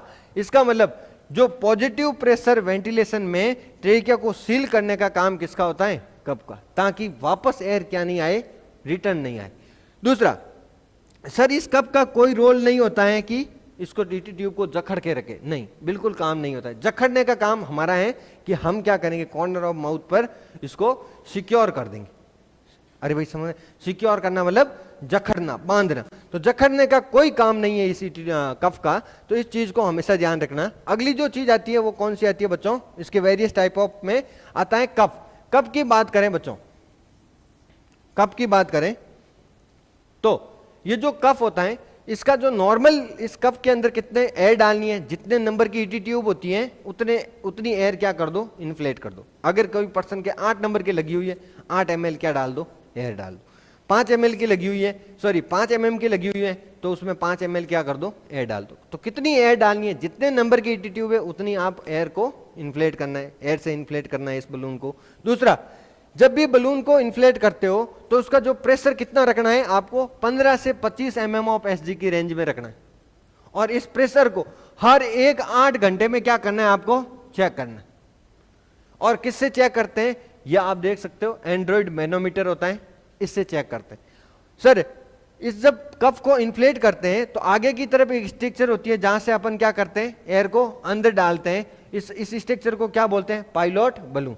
और ये पायलट बलून के अंदर 1 वे स्प्रिंग लोडेड वॉल होता है। एक बार एयर डाल दी तो एयर वापस रिवर्ट बैक नहीं करेगी, 1 वे वॉल होता है। इसकी वजह से इस पायलट बलून के अंदर अपन एयर को क्या करते हैं, इंट्रोड्यूस करते हैं। जैसे इंट्रोड्यूस की, अब ये एयर क्या नहीं आएगी, वापस नहीं आएगी। दूसरा, जब आपका कफ होता है ना, वो इन्फ्लेट रहेगा तो आपका पायलट बलून भी क्या रहता है, फूला हुआ और मोटा सा रहता है। अगर वो कफ डिफ्लेट है तो आपका जो पायलट बलून है वो भी क्या रहेगा, ये जो स्ट्रक्चर देख रहे हो, ये पायलट बलून, ये भी क्या हुआ रहेगा, पिचका हुआ। अगर आपका पायलट बलून पिचका हुआ है, इसका मतलब आपका कप है वो क्या है, डिफ्लेट। अगर ये फूला हुआ है, इसका मतलब आपका कप क्या है, इन्फ्लेट। तो इसके अंदर ये जो स्प्रिंग लोडेड 1 वे वॉल होता है, जिसकी वजह से एक बार एयर डालने के बाद एयर क्या नहीं करती है, रिवर्ट बैक नहीं करती। रिवर्ट बैक तभी करेगी जब हम चाहेंगे। और हम कब चाहेंगे, हर 8 घंटे में हम चाहेंगे कि एयर को एक बार कप को क्या किया, डिफ्लेट किया और इन्फ्लेट किया। दूसरी, ये जो कप को, इस कप को अगर प्रेशर मेंटेन नापना है तो उससे क्या कीजिए, ये जो पायलट बलून है इसको कनेक्ट कीजिए किसके साथ, इसके साथ। जैसे ही इसके साथ कनेक्ट करोगे पायलट बलून का, तो इसमें कितना प्रेशर है वो आ जाएगा। नॉर्मली 15 से 25 अगर प्रेशर होना चाहिए, 25 से ज्यादा नहीं होना चाहिए। और सॉरी 25 से ज्यादा नहीं होना चाहिए और 15 से कम नहीं होना चाहिए। 25 से ज्यादा हुआ तो क्या हो जाएगा, ट्रेकिया के ऊपर, दीवारों के ऊपर ज्यादा प्रेशर दोगे तो क्या हो सकता है, ट्रेकियोइसोफेजियल फिस्टुला हो सकता है। इसलिए ज्यादा भी नहीं होना चाहिए, कम भी नहीं। कम हुआ तो प्रॉपर ट्रेकिया सील नहीं होगी, प्रॉपर ट्रेकिया सील नहीं होगी तो वेंटिलेशन आप ऊपर से कितना भी दो काम नहीं आएगा। इसलिए आपको कफ के प्रेशर को क्या रखना है, मेंटेन रखना है। दूसरी चीज, आप जब भी पेशेंट को फीडिंग दे रहे हो या कुछ भी कर रहे हो, कुछ भी दे रहे हो ओरल के थ्रू, चाहे एनजी ट्यूब फीडिंग दे रहे हो, तो उस कंडीशन में ये कफ आपका कैसा होना चाहिए, फूला हुआ होना चाहिए, इन्फ्लेट। ये कैसे पता चलेगा, पायलट बलून अगर फूला हुआ है इसका मतलब कफ भी क्या है, फूला हुआ। दूसरा, inflating and deflating should be done in every shift. इसका मतलब हर एक 8 घंटे के अंदर प्रेशर भी चेक करना है और एक बार इन्फ्लेट करना है, एक बार डिफ्लेट करना है। इससे क्या होता है कि जो ट्रेकिया के ऊपर, ट्रेकिया की दीवारों के ऊपर लंबे टाइम तक अगर आप बलून को फुला के रखते हो तो यहाँ की दीवारों के अंदर क्या होता है, ब्लड सप्लाई बंद हो जाती है, नेक्रोसिस होने के रिस्क होती है। इसलिए थोड़ा देर के लिए इसको क्या करो, डिफ्लेट, ताकि यहाँ क्या हो जाए, एक बार ब्लड सप्लाई आ जाए, यहाँ की जो सेल है उनको एक बार क्या मिल जाए, ऑक्सीजन मिल जाए, नेक्रोसिस नहीं हो। इसलिए आपको हर एक शिफ्ट में इसको क्या करना पड़ता है, इन्फ्लेट एंड डिफ्लेट। दूसरा, ये जो कफ होते हैं ये भी बहुत सारे टाइप के होते हैं। कुछ कफ होते हैं जो इस तरह के होते हैं, इसका मतलब यहां पर जो कप है वो दीवारों को बहुत कम टाइम के लिए, कम सरफेस के लिए टच करते। कुछ ऐसे होते हैं जो दीवारों पे बहुत ज्यादा सरफेस पर टच करते, और जो कम सरफेस पर टच करते हैं, इसका मतलब अगर इसमें भी 5 ml डालो और इसमें भी अगर आप क्या डालो 5 ml, दोनों में 5-5 ml एयर डालोगे तो दीवारों पे ज्यादा प्रेशर कौन देगा, बड़ा वाला देगा या छोटा वाला? ज्यादा प्रेशर छोटा वाला देगा। देखो, इसका वॉल्यूम कम होता है बट ये दीवारों पर प्रेशर ज्यादा देता है। क्यों? क्योंकि अगर जैसे मैं मेरा पूरा फोर्स इस पार्ट पर ज्यादा लगाऊंगा तो प्रेशर ज्यादा अप्लाई होगा, और मैं मेरा पूरा शरीर का फोर्स अगर मैं ऐसे लगाने की कोशिश करूंगा तो प्रेशर कम अप्लाई होगा। क्योंकि यहां पर प्रेशर, अगर मैं बात करूं, प्रेशर इजिकल टू क्या होता है, फोर्स अपॉन एरिया। ये होता है ना, दाब इजिकल टू बल बट्टा आयतन, क्या बोलते हैं, क्षेत्रफल। ठीक है, तो P इजिकल टू क्या होता है, फोर्स अपॉन एरिया। अगर एरिया बढ़ेगा तो बताइए प्रेशर क्या होगा, कम होगा। ठीक है, इसका मतलब यहां पर एरिया ज्यादा है, इसका मतलब प्रेशर इस जगह पर, दीवारों पर प्रेशर क्या रहेगा, कम, दीवारों पर प्रेशर कम रहेगा। और यहां पर एरिया क्या है, कॉन्टेक्ट एरिया क्या है, कम, छोटा सा, तो इसका मतलब ये एरिया कम है, इसका मतलब इस जगह पर प्रेशर क्या है, ज्यादा। तो इस प्रकार के बलून जिसके अंदर वॉल्यूम क्या, बहुत कम, यहां पर एयर बहुत कम नीड होती है, यहां पर एयर बहुत ज्यादा नीड होती है, तो ऐसे वॉल्व को क्या बोला जाता है, ऐसे क्या बोलते हैं, कप को क्या बोलता है, लो वॉल्यूम बट प्रेशर कैसा, high pressure, high pressure cup. इसको क्या बोलते हैं, लो वॉल्यूम हाई प्रेशर कफ। और इसको क्या बोलते हैं, high volume and low pressure cup, and low pressure cup. बताइए दोनों में से बेस्ट कौन सा, दोनों में से बेस्ट कौन सा है? बेस्ट ये ज्यादा अच्छा है। यहां पर ज्यादा प्रेशर पड़ने की वजह से ट्रेकियल परफोरेशन हो सकते हैं, इसलिए ये जो high pressure and low volume cup बहुत कम काम में लिया जाता है। ज्यादातर कौन सा वाला काम में लिया जाता है बच्चों, high volume and low pressure वाला कप काम में लेते हैं। इसका मतलब जनरली आप देख सकते हो अपनी वाली जो ईटी ट्यूब नॉर्मली काम में लेते हैं उसमें कौन सा कप होता है, हाई वॉल्यूम का एंड लो प्रेशर।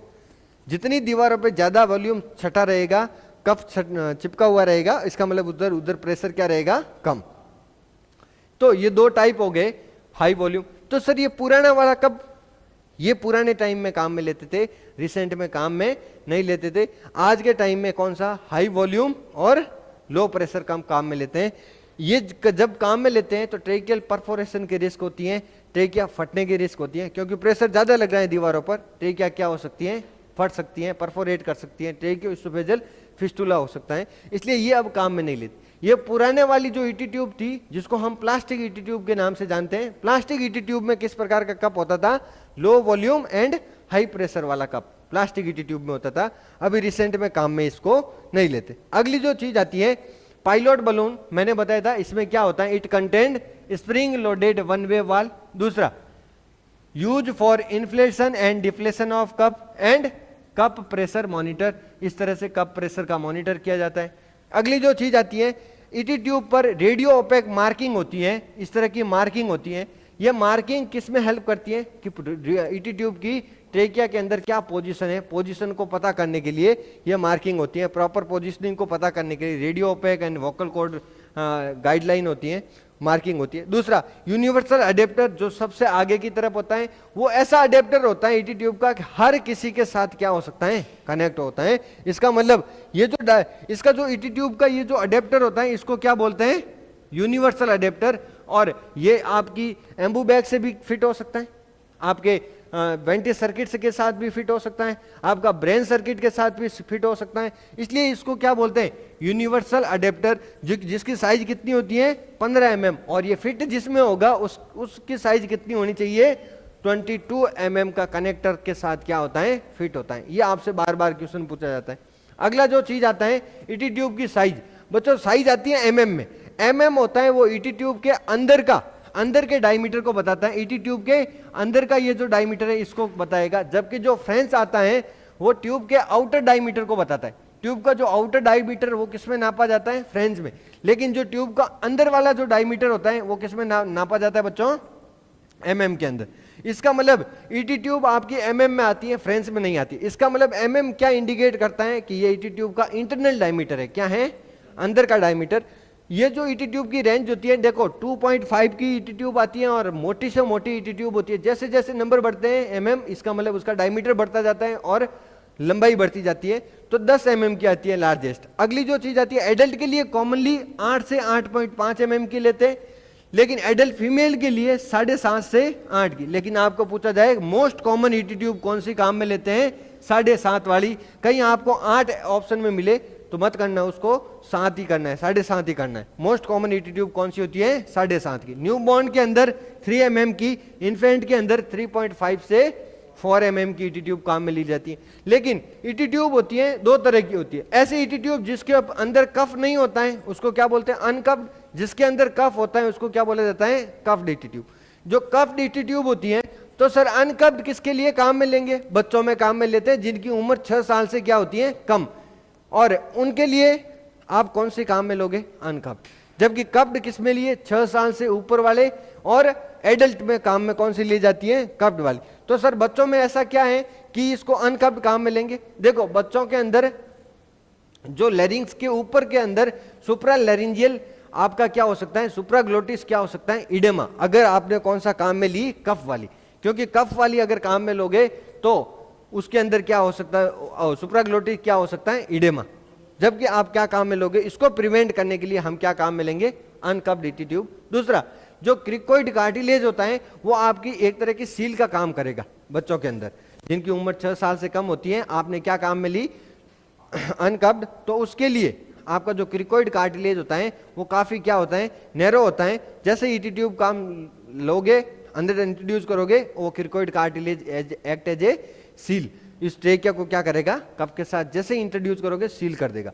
तो वहां पर क्रिकोइड कार्टिलेज सील करता है, इसलिए हम क्या करते हैं, पहली चीज ईटी ट्यूब कौन सी लेंगे, अनकफ्ड। दूसरा जो सुप्राग्लोटिक इडेमा नहीं आए बच्चों में, इसलिए हम कौन सी यूज करते हैं, अनकफ्ड। किसके लिए यूज करते हैं, जिनकी उम्र 6 साल से कम होती है, उनमें कौन सी काम में ली जाती है, अनकफ्ड ईटी ट्यूब। क्लियर है। अगली जो चीज आती है वो बच्चों फॉर्मूला, पीडियाट्रिक फॉर्मूला की बात करेंगे कि साइज को कैलकुलेट करने का तरीका है। पीडियाट्रिक फॉर्मूला है कि बच्चों में काम में लेते हैं ये फॉर्मूला। तो अगर बच्चों की एज 6 साल से कम है तो श्योर है हम कौन सा काम में लेंगे, उनमें अनकफ्ड। और अनकफ्ड अब इसकी साइज को पता करना है तो आप काम कीजिए, बच्चे की उम्र ले लीजिए, एज ईयर के अंदर अपॉन कितना कीजिए 4, देन प्लस उसमें कितना कीजिए 4।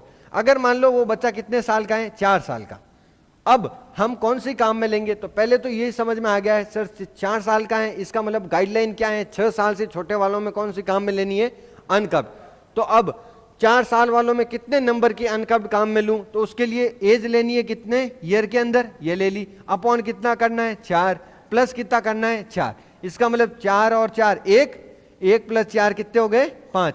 तो कौन सी एक ईटी ट्यूब काम मिलेंगे इस वाले बच्चे के अंदर जिनकी उम्र 4 साल है, उसमें 5 mm की ईटी ट्यूब काम मिलेंगे।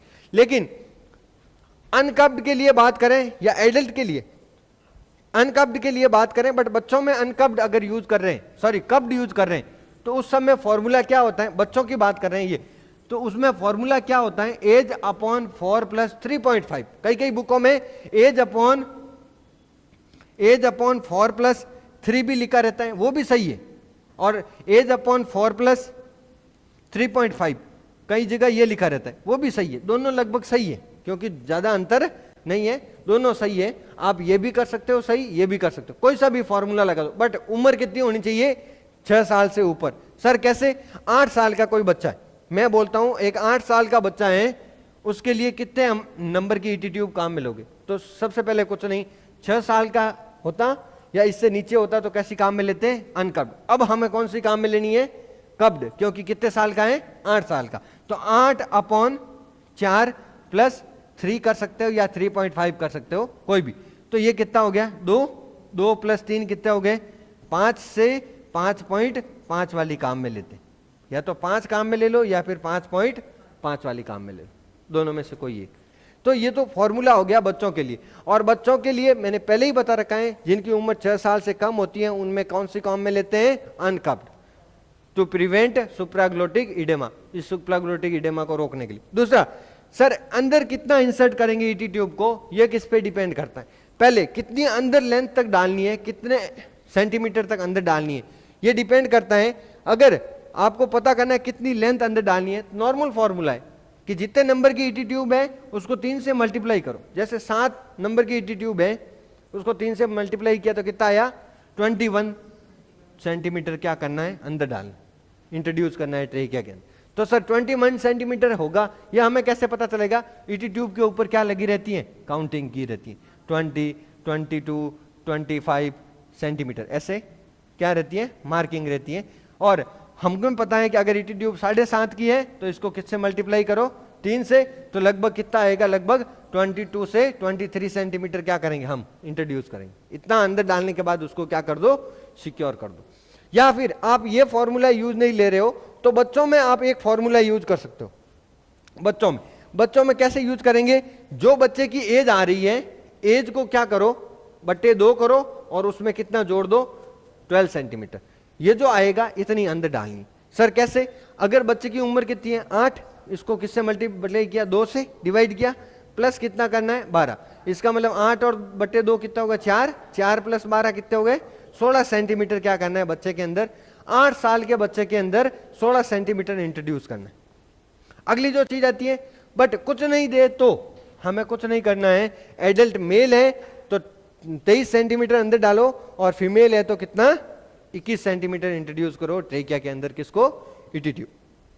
अगले जो नेक्स्ट चीज आती है वो हम अगले लेक्चर में बात करेंगे।